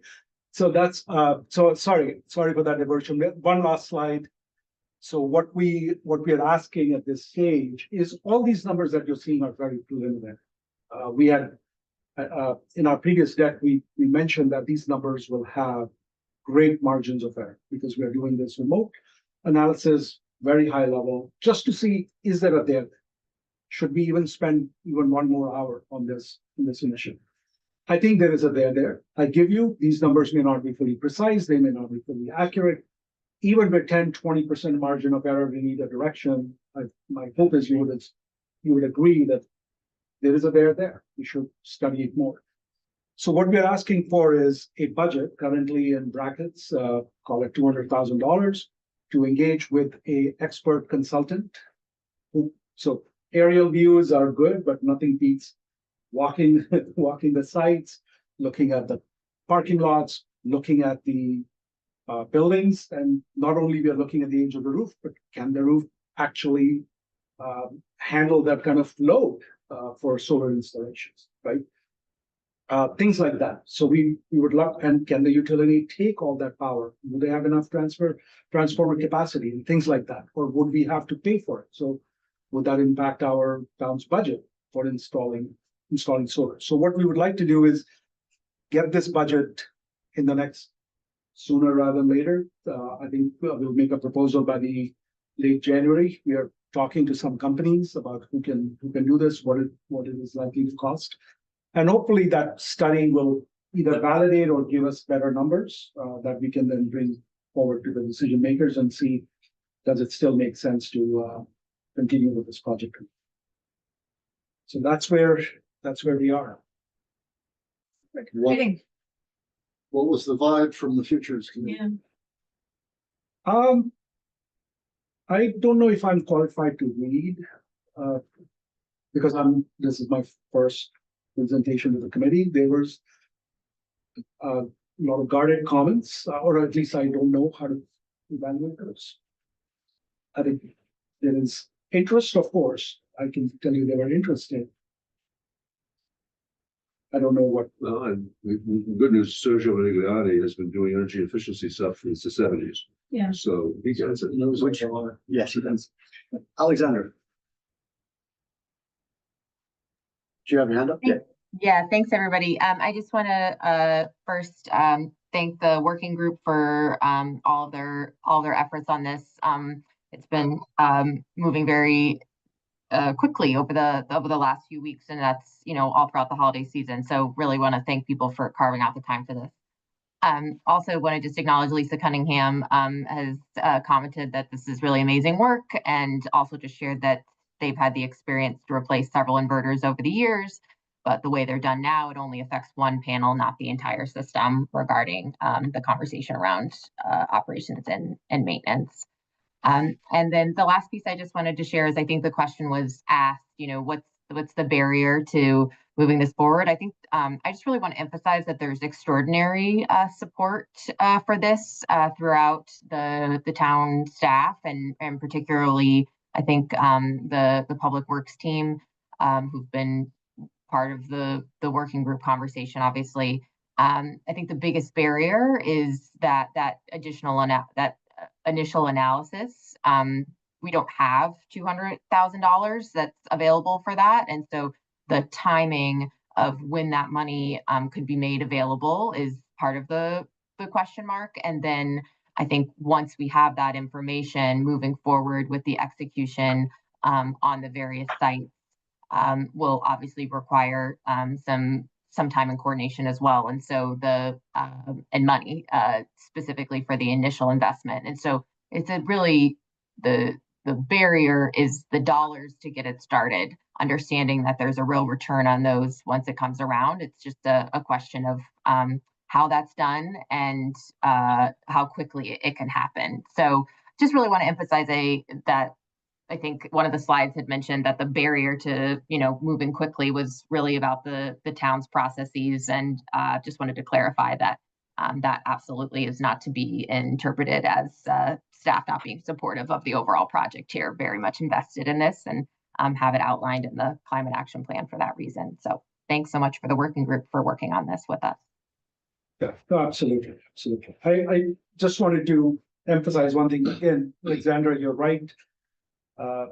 That said, I think we have heard that, yes, there is public process for like if we wanted to install solar on parking lots, it will have to go through public process. My hope is that we see the urgency with this initiative, and from my perspective, I would say I suggested to Nick, let's start the public process January 1. Nick said, why not Today. right? Why wait, right? We can run a lot of these processes in parallel. Of course, I have no idea of what typical timeline of a public process looks like, but why wait? Right? Create momentum. Sorry? And create momentum. And create momentum, right? I think but first of all, I want to go back to Alexandra and just say right back at you. Thank you so much for your time and your effort, and Erin's time and effort, and Charlie Simmons and everyone else who I don't know who did the work, but I'm sure there were a bunch of other people doing work on behalf of the working group. I really appreciate it. But on this question, we got a flash vote the other day about, I think you'll probably all got it, about the override. And I saw that come through my thing, and I was looking at it, I was thinking, we have the climate communities who are going to be interested in this question, right? Yay, climate communities. But this is something that impacts the whole town. It's a financial question that could have a positive impact on the town. If we're asking questions about overrides, why aren't we asking these this shouldn't be an outreach that is a climate oriented outreach. This should be an outreach which is talking to people like whatever their group is. It PACs, is it? I don't even know which groups, because I'm not familiar enough with the makeup of politics in town, but who is interested in a better financial outcome and a better environmental outcome? And I hope it's everyone, because it's hard to believe that we wouldn't have that as everyone. So I think that outreach is important. Go ahead. Well, just so you know, on the town meeting listserv, there's a lot of concern about surveys and signing up for surveys, the data sharing, all of that came out in that particular survey. And I don't know, Michael, you elaborate probably no more than me, but a lot of people elected not to take the survey because they couldn't wrap their minds around it. But the more general point you're making. Yeah. So, I'm also, And I would say, when I first started working state government, somebody much wiser than I and older than I said, bureaucracy is really slow sometimes. And sometimes what you gotta do is raise prices. And I know that's what we had. well, that's what I'm saying here, we're not Yeah. creating a crisis. Wait. The point is, we have a budget crisis. We do. And now is the first time after people like Catherine and Lean and I, people now about all talking about ROI for 10 years. Everybody, that's interesting, but having a budget crisis gets people focusing a little more on something like making some money with solar. So But the thing is that people can get quickly derailed hearing students are involved, hearing that, we don't really know who's seeing the information, like all kinds of things were invented not to participate in the survey, and they could be legitimate concerns. You have to be super transparent. Yes, that's probably right. And I didn't actually think it was a very well constructed survey, but that's kind of the point. I'm not going to get into that. I did fill it out, but I was like, but I think the point I'm making more is that we shouldn't just be reaching out to environmental groups and that part of the community. We should be reaching out to the whole community in Brookline about this question. That's more my point. Whether it's a survey or I don't know. chasing down people in grocery stores and talking to them. I'm not sure the right process is. We should be doing more of that. I think the people that are financially conservative are obvious allies of this, this is the way to make some money. Well, you know, when something is coming up, build a new school, okay? Groups get together, yes, the PTO, whatever it's called here, and they send things out and say, yes, from Brookline, and they do this sort of stuff, and they get the wheels moving. I don't see why you need a survey. I think what you need is publicity to say, town is looking at an override. Here's a way to really save a lot of money. And I would forget, there's environmental impact, of course, but don't talk about environmental impact because then people can say, oh, there's really no environmental crisis. This is a way to save an enormous amount of money and that will get people's attention. So over my 20 years marketing and selling solar, literally billions of dollars of solar. Yeah. The environmental impact was like 5 point font, and the economic impact, that is what got people to adopt. So the most well-meaning people who want to do things because of the climate, they still needed the financial economic outcome. 3 real quick things. One is the most immediate barrier is that $200,000 speed bump that we're kind of looking at. And it'd be interesting to know how adjacent communities handle that. And do they have to find and make that initial investment, or do they have some other way of solving that issue? Point number 1.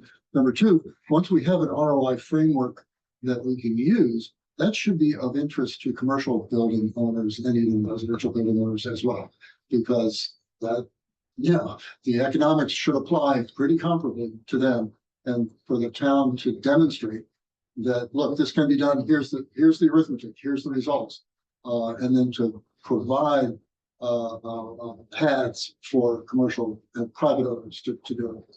Third thing is Bill McKibben's new book, Here Comes the Sun, highly recommended. So it's really on this topic. It was talking about where we are right at this moment. And so about. Any other questions and thoughts? I think we are Behind schedule. slightly behind schedule. You all know how I feel about that.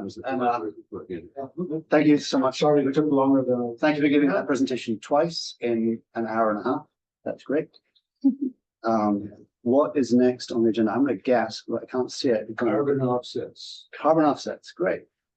That's me. I'm just going to real quick answer Lisa's question. The slide deck will be posted with the meeting materials online, but also I'm happy to send it to you directly, Lisa. Just maybe shoot me a note so I don't forget. Thank you.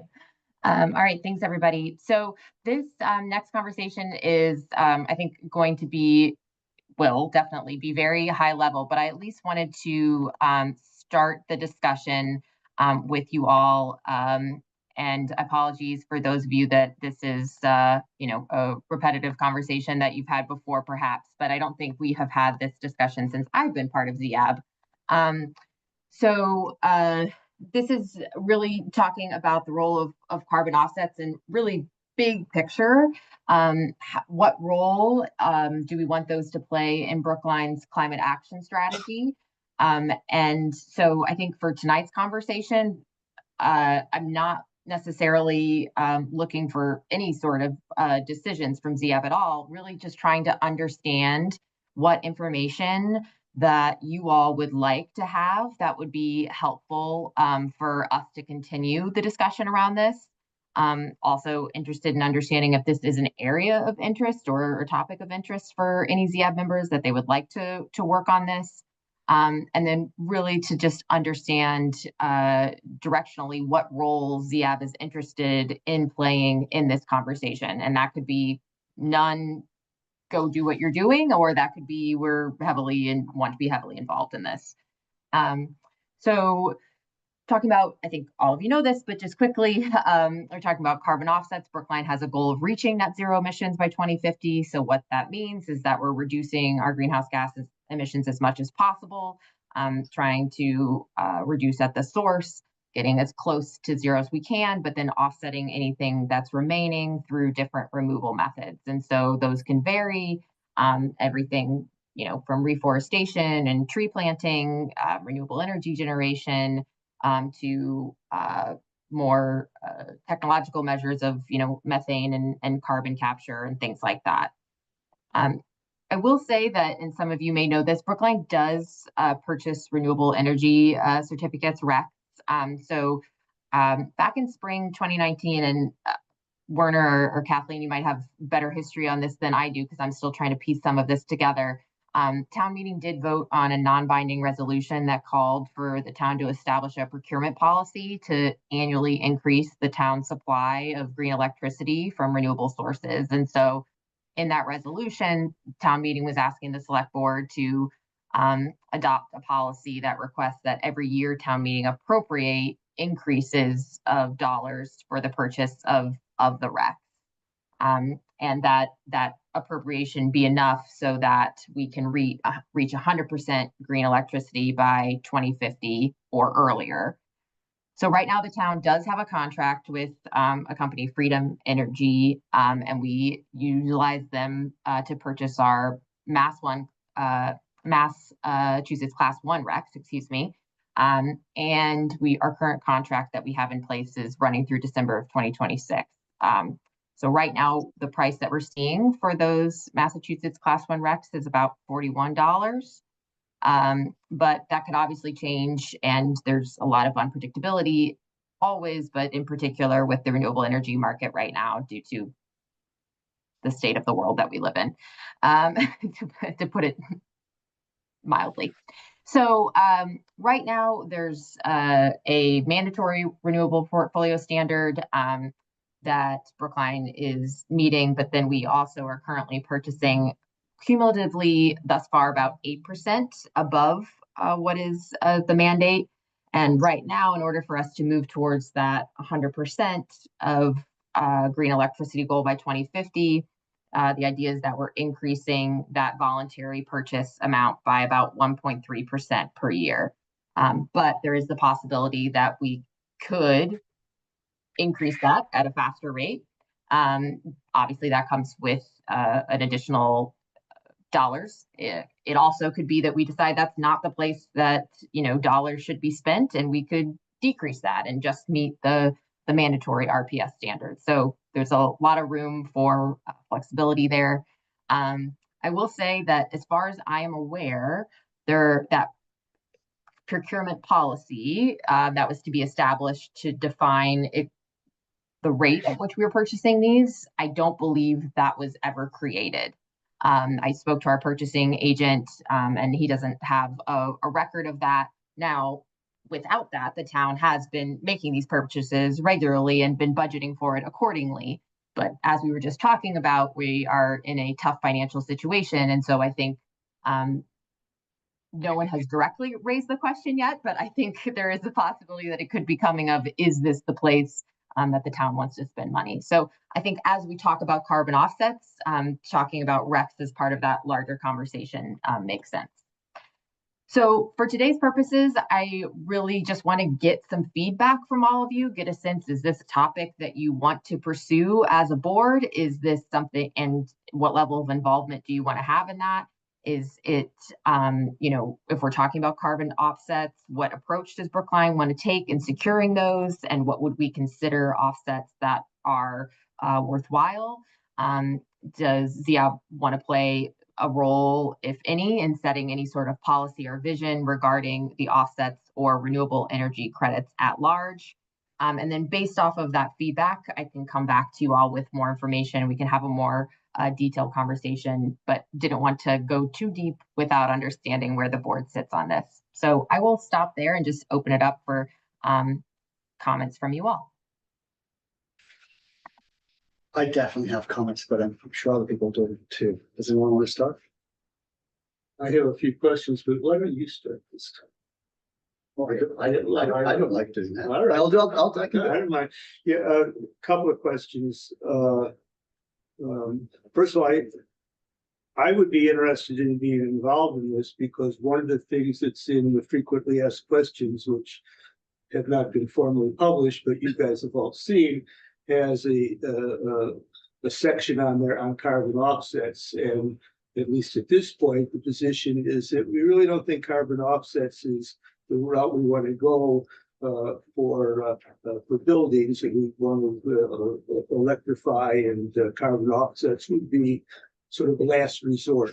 So I have an interest from it from that point of view. I also have an interest because I don't know a lot about them.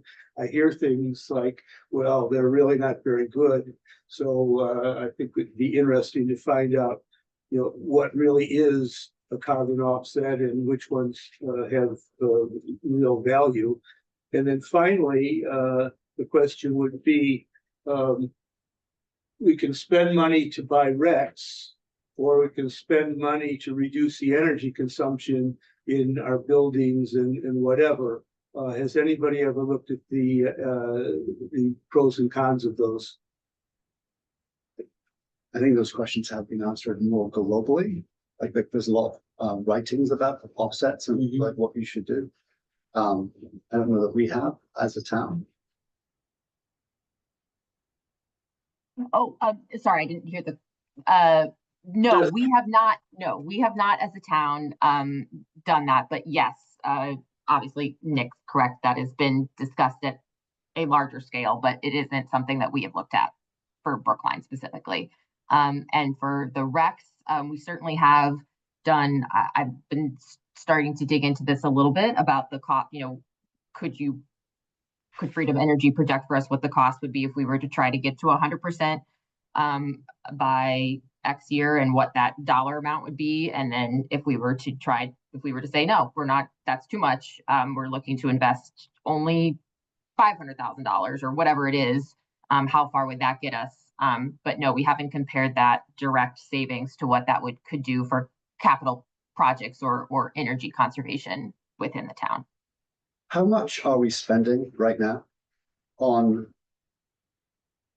beyond what we need to spend, I guess is the right way of looking at it, for say RECs? Yeah, so it's about 200,000. About the same as for that, Yeah. for that study. Is that what we're saying? We know where to get the money. Right, perfect. Can we vote? So I definitely have an opinion on this. I don't, and this is the same opinion I had on Brookline Green, broadly speaking, which is I don't think that additional RECs is where we should be going. If we have money to spend on this, we should be electrifying our buildings. Offsets are a stopgap. I'm happy to spend more time on the question, as are you. So I think it is something we should have an opinion on. If the town's in a financial crisis, or which apparently we are, I don't know this is where I'd spend the money separate from that question. Anyway, I don't think it's a good bang for the buck. But I think we should definitely look at this question and come up with a position. You said this was a non-binding resolution in the same way that the 2040 versus 2050 was a non-binding resolution. So it's exactly the same situation as that. That is correct. Okay, well, that's good to know. Well, it's a little different because that came out of the blue and was not supported particularly by the climate community. Yeah. The 2040.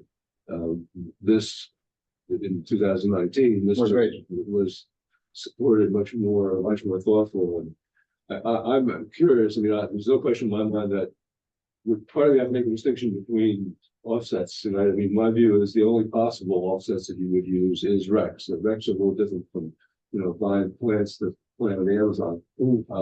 And I'd be curious to see, teaching when we passed this in 2019, there was a sense that that's a good thing to do, and if in fact it really is true that you take the first thing is the practical thing. Is it really making more difference to the climate to take $100 out of from the RECs and put it into a building? I'm not sure. I mean, I would assume the opposite, to tell you the truth, but I haven't thought about it for years. We should look at it. I mean, I think if you look at it, I would say that we have a finite body of money that we can spend on stuff.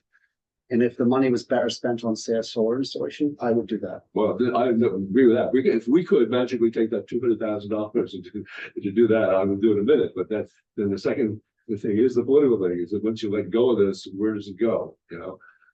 And that people fought hard in 2019 to get through town meeting the idea that the town should be by 2050 should be buying all renewable energy. So if you look at the example of the large companies, call it Google's, the Microsofts of the world, a lot of times they were kind of trying to make their zero emission targets by buying carbon offsets. What kind, like RECs or? RECs and good combination. like they were basically diversifying and going after everything. Right? And over the last couple of years, I think it's become very clear, and these companies have pretty much walked away from that, saying, this is all greenwashing, you're actually not making any difference to the climate. So Even mass class one. even reps. mass class one. That's what I didn't know. That's true. So what typically happens is when you are, the reason why I've never been a big fan is when call it a solar project is being developed. The revenue from RECs is not really a big factor, especially wind farms or solar farms. It is not really huge factor in their decision to build the project or not. When the project is built and sold, typically to a Wall Street like private equity investor, they are the ones who are now starting to sell. So it's basically padding the big investors, private equity and the big Wall Street investors. It's not really encouraging. And there's a lot of middle people who are making big chunks of. I think a lot of you may be getting at home Clean Choice Energies, green power program offerings that you get mailings. We were, I haven't gotten one in a while. Yeah, so yeah, But what you're saying now is that we should ditch the Brookline Green Electricity Program too. I think that was the. I do not think that the additional RECs are like I don't think they move the needle very much. We shouldn't ditch it because it's saving people money. And because it's saving people money. Sorry, not the green, the BGE. base program is saving. The base program is saving people money. Yeah. So therefore we should keep So it. the aggregate, community choice aggregation makes a ton of sense, Yes, but adding RECs, I think. I don't think it makes as much. We talked about this last year. I don't Last think it year. makes a huge, I don't think, if people want to do it, great. If you want to do it, I think that's fantastic. I don't think we should be. There's probably better ways for people to spend their money. That's why we were recommending community solar, at least that way you are encouraging, direct encouragement for installing more solar. I think this requires more conversation. I wouldn't, to your point, there's a political cost to us saying, let's ditch it without having a conversation first. We'd at least have to engage the community and see what people feel. My personal opinion is, I don't know, there's a lot of value here. I know that the UK Committees on Climate Change specifically said that offsets should only be used in situations where you cannot otherwise do something else. That's their stance, and we don't have like bodies in the US. I don't think that take it like governmental bodies that take the same kind of stance. So I'm British. I like the UK. Well, if the spirit of that statement applies, which I think it does, right, then aren't we, at least we should be open to reapplying the money that's currently going in that direction to something like this. Well, that's what I'm saying. If we have the money to spend on Because it's something, renewable energy investment, so slightly different word than credit, right? But if we were able to take the spirit of the 2019 resolution and the intention that we've been applying these credits for, and instead start making it more concrete, local, as an investment for renewable energy right here in Brookline, that doesn't seem to be That's abandoning the principle. It's That just sounds great. reapplying it. Yeah. And it doesn't seem to me to be something you'd have to go back and ask, I mean, you don't year by year ask for which RECs to invest in. You just do that, right? And I just wonder if there's some way that we could say, we're honoring the basic principle of the RECs and then applying it in a new way going forward. that's an interesting idea. I don't know what you do with that, but it's just. So thank you. This is super helpful. And I think and leads to a opportunity for more discussion, which is exactly what I thought. So I guess the question that I have is, we want to have a continued conversation. What information would be most helpful for all of you to continue this conversation? What would be most helpful?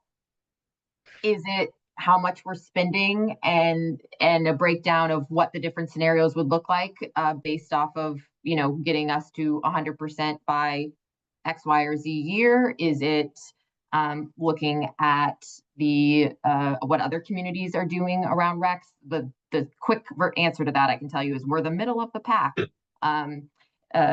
Is it looking at, as far as I know, there was never anything written that said that we Brookline have to purchase Massachusetts Class 1 recs. We are, which I think matters, but is that something that we want to codify if we're going to continue purchasing recs? So what information would be most helpful? I'm hearing you say that I think Werner said carbon offsets, the only ones that, really are worth talking about are recs. Is that where we want to focus our efforts and not look at any of the other categories, which is fine, but are you interested in hearing more about those other offset options? The goal is to get to net to Net zero by 2050, yeah, by 2050, which is the goal of the state, that's correct. right? So the electricity supply in the state should be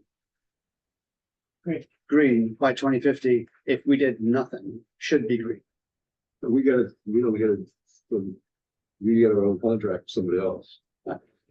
I think there's a bigger picture here of like, if what Cambridge is doing with their PPAs and BPPAs and stuff like, there's a bigger picture of how you can accelerate your path to green electricity than just buying offsets. And I think that we should be looking at the bigger picture generally, as opposed to just talking about offsets independent of our other options. Great. Any other thoughts on? I do, but I think you both have thoughts. Go ahead, go ahead. So given we are short on time, resources and budgets, both staff time, our time, I don't feel like this is a scale of which like it moves the needle. And is it worth even?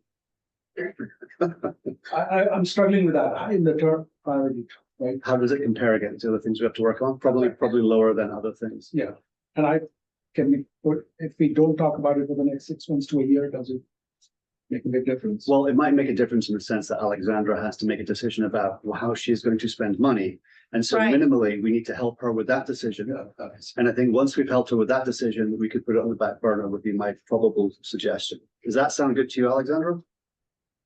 Yes, and I guess it would be helpful to understand if we were going to, I'm not hearing that we're going to majorly prioritize this, but if we were going to majorly deprioritize this, that would be helpful to include the role of offset, some language around that in our CARP. And so that's also where I was like looking for a little bit of high level direction so that I understood where this fit as we're drafting that narrative with that document. So it would be helpful for that. And then also, as I said, we're currently under contract with Freedom Energy for the RECs that we're purchasing. That contract ends at the end of 2026, so about a year from now. And I'm sure we will be looking at that contract sometime in the next 6 months. And it would be helpful to understand what direction ZEAB has for whether or not we should continue to pursue that.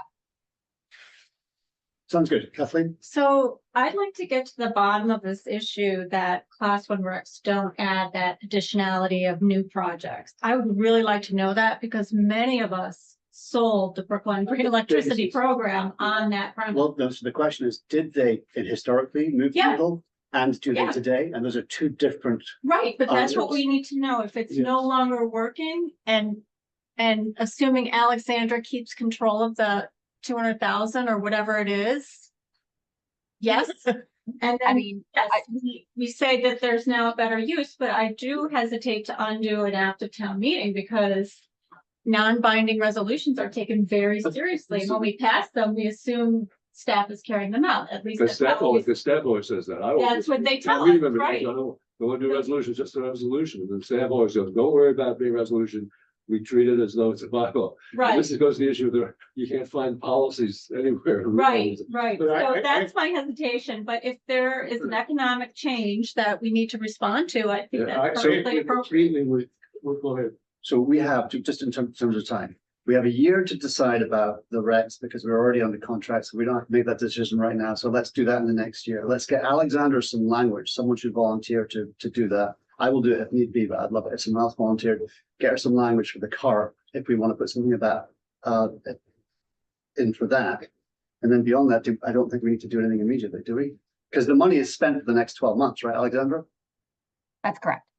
Yeah, so it's a moot point for. Well, little Yeah, while. I agree with that the money is spent for the next 12 months, but I also agree completely with what Kathleen said. I mean, a lot of us here were involved in the whole green electricity and there were all sorts of things about if you buy the RECs and the class 1 RECs and why you buy them and all that sort of stuff. We were skeptical and we have. I'm not saying that it wasn't true, but I'm saying that was from 2018 or 2000. It's a long time. It was way before the pandemic. Yeah, Why not look at it again? And we shouldn't wait a year to look at it again, because if the contract is up in a year, we need to know. And then the other thing is, we certainly at least have right now an alternative that we've talked about, and that's use the $200,000 so that we can look at solar panels. I think the money is spent, although I don't think we can reallocate it because it's already spent. Let's do. I do just want to clarify, sorry, folks. I did not mean to imply that because it was a resolution, staff weren't doing it. We're spending the money, we're doing it. So I just want to clarify. I'm not suggesting that at all. I'm just saying for us to reverse an action of town meeting feels wrong to me. Understood, yeah, and I, As I said, yeah.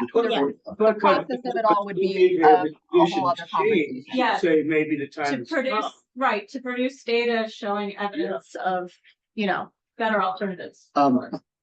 Very briefly, because I kind of feel I have to say it. One of the reasons something like an optional class 1 REC is not very effective is because anyone who's making an investment decision is going to make an investment decision based upon a certainty, not based upon something which is optional. So you're going to say, when you're putting together your financial plan, you're going to say, I am certain that the state of Massachusetts is going to mandate this outcome. Consequently, I'm going to make my decision based upon that certainty. I'm not going to make a decision based upon the proclivities of people in the town of Brookline as to how they're going to just buy or not buy RECs, because those things move around. And we've seen that in BGE. You can see the up and down of stuff when people. So all of those RECs are completely optional. If you're making a financial decision, you're making an investment, and the bank is writing the check. Bank doesn't care if there's this optionality in it. They're like, what is certain? Because I'm going to bet on what's certain. That's not what the explanation was when we Back in the started. day, it was different. You're absolutely right. Back in the day, we had the alternate compliance pay, the whole SREC program, right? That allowed for that. That's no longer there. Right. So, and I talked to the city of Cambridge, and I forget her name. Megan. I talked to Megan about this in detail, and she's basically like, yeah, we don't think that class 1 RECs do anything. And that's why we're doing a VPPA. And I talked to a bunch of other people. I've talked to Larry, Christian. He had a different perspective, but I talked to a bunch of different He's people. got some bias too. No, he's making But as a broad, Yeah. so I don't think this is we should look into it more. We should do that work over the next 6 months. Yeah. Because 100% of RECs are not sold. Or Right, very, right. so there's a lot of supply, very little demand. Mhm. And so that's why it's not included in the financial projections. Right. So once the project is, that's why I meant, like, once the project is sold, it's grading. Mhm. Because it's the bank that's underwriting it, and the bank has a certain set of criteria they're going to look at, and it's not, none of those criteria are, is it green enough? Mhm. Like, well, it is green, but different kind of green, right? So, Go ahead. So- Oh, sorry, go ahead. Go ahead. I was just gonna ask. I was just gonna ask if anyone on ZIAB would be willing to be a person to collect some questions together for this, and then I could work on possibly either getting answers to those from different experts, or if you'd like, at a future meeting, having a couple different folks join for a more robust discussion about this topic after we get through the climate action plan into the spring, when we're starting to think about the next freedom contract. I guess my thought is, rather than us putting together a list of questions, why don't you arrange to have somebody come to a future meeting to tell us why we shouldn't stop buying the RECs? And Because our Christian is going. yeah, we chatted. I know his opinion. But he's probably the most articulate advocate. Because they make a lot of money. They don't like community solar because they can't make money at community. I do not think it is true. But I've had. I looked at their finances. They don't make money. You make more money doing just about anything else. That company, they're not making a lot of money themselves. You're nonprofit. Yeah, I don't, No, no, and their but- salaries, and their salaries are published. No one in that. No, no, position is but their making- revenue is highly dependent on Oh, sure, rec sales. but they're paying themselves a very. No, I'm not, that is not what I'm saying, but their revenue of that Yeah, organization it comes from that, yeah. comes from Okay, do we have time? We have an update, right? And we're way over time. It can be super brief. So am I taking Alan's approach? Or we're Yes. undecided and we need to Yes, revisit we're gonna take Alan's approach. That sounds Alan's great. approach? Someone to convince you why you should keep purchasing rec. This is just inform us, you know, what is something, why should we do it? I guess you're right. I guess we're asking them to convince us, but you make the case for continuing. Okay, got it. Thank you. So really quick, we had our climate leader community application that is due by December 31st. And so we had a presentation last night with the select board where they did adopt both our decarbonization roadmap and the zero emission vehicle first policy. And so tomorrow evening that will be going to the school committee. Hopefully we'll receive a vote there as well in support. And then we'll be submitting that application and we'll be hearing about that in the spring. As a reminder, that program would open up a whole new pool of money for us to work on a lot of different energy projects and decarbonization work, but including technical assessments for any renewable energy projects, as well as installation of renewable energy on our municipal buildings. So exactly what we're trying to do. This could help fund it. Those are grants up to $1 million. Then we are also doing some working with Eversource to conduct some energy audits of some of our municipal buildings so that we can prioritize some of our work around both energy efficiency as well as installation of heat pumps. And then next year we have a meeting with Arlington staff person, Talia Fox, Kathleen, Patty, and myself to ask, and their community energy advocate to ask about some questions both related to grid electrification as well as outreach and education on reaching different populations about energy efficiency. And then Alan and Werner, I have reached out to the staff person from Newton to set up a conversation with that individual about our birdie questions at large. So thank you for sending those along. So those will both be in early January. I will leave it at that for now. Thanks. Alexandra? Yes. Some point in the next couple of days, could you and I have a conversation following up on the issue that Werner raised about policies? Because you've mentioned a couple. And I am trying to get as many policies up on the town website as I possibly can, you know, in the various departments, and then hopefully indexing them all. So can we sort of talk about that and figure out if that's doable and what that list might include, including the policy that was just adopted by the select board yesterday? Yes, absolutely. Would you mind if that happened next week when I'm back from this wedding? No, that, if it's gonna be next week, then probably the first week of the new year. But that's fine. Okay, I can also talk to you while I drive back. Anyway, we'll figure it out. Yes, happy to have that conversation and happy to help. On the front of what the town is doing, I was very pleased to get a piece of mail from the town of Brookline Yes. with a note that the town of Brookline is now offering energy audits to its residents. And I was stoked. I was actually gonna take a photograph and send it to everyone, but I forgot and it got recycled. But anyway, Oh, I have it. I kept it. so thank you very much for that, Alexandra. Hey. Yes, well, very excited to hear. That is all due to Katie Weatherseed's work and now Carolyn Stott, our energy advocate. So they were able to get that out and get that translated. So very, very appreciative of their work and glad you all actually opened it. There was a very lengthy discussion about whether or not it would get lost in holiday mail. And I was like, get this thing done. When did you get it? I got it like a week or so ago, and I'll say two things about it. First of all, it was great to get, but secondly, it was really well put together. So a lot of the mail I get on that kind of front, frankly, it's not that great. It was really nice to put together. I thought it looked good. It's very clear. It was a great job. Was that, Thank you. I will pass that along to Katie. That will mean a lot to her. was that supposed to go to everybody? I didn't get one. Was it only single homes? It went, no, it wasn't just single family homes. Let me look at what the mailing list was, but it went to, I believe, everybody who was eligible for the program, which is all of you. So I will double check though, Alan. Well, hopefully they'll all come up. Anyway, yeah.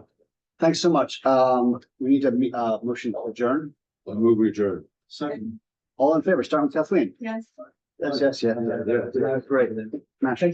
Thank you, everyone. Thank you, Alexander, for calling in the wedding. Yeah. Michael. Thank you, Lisa, for calling in. Happy holidays, folks. Yeah, happy I don't tend to. Thanks, everybody. Happy holidays. Thank you, Rebecca. Very. See you next year. I don't That's right. normally tend to.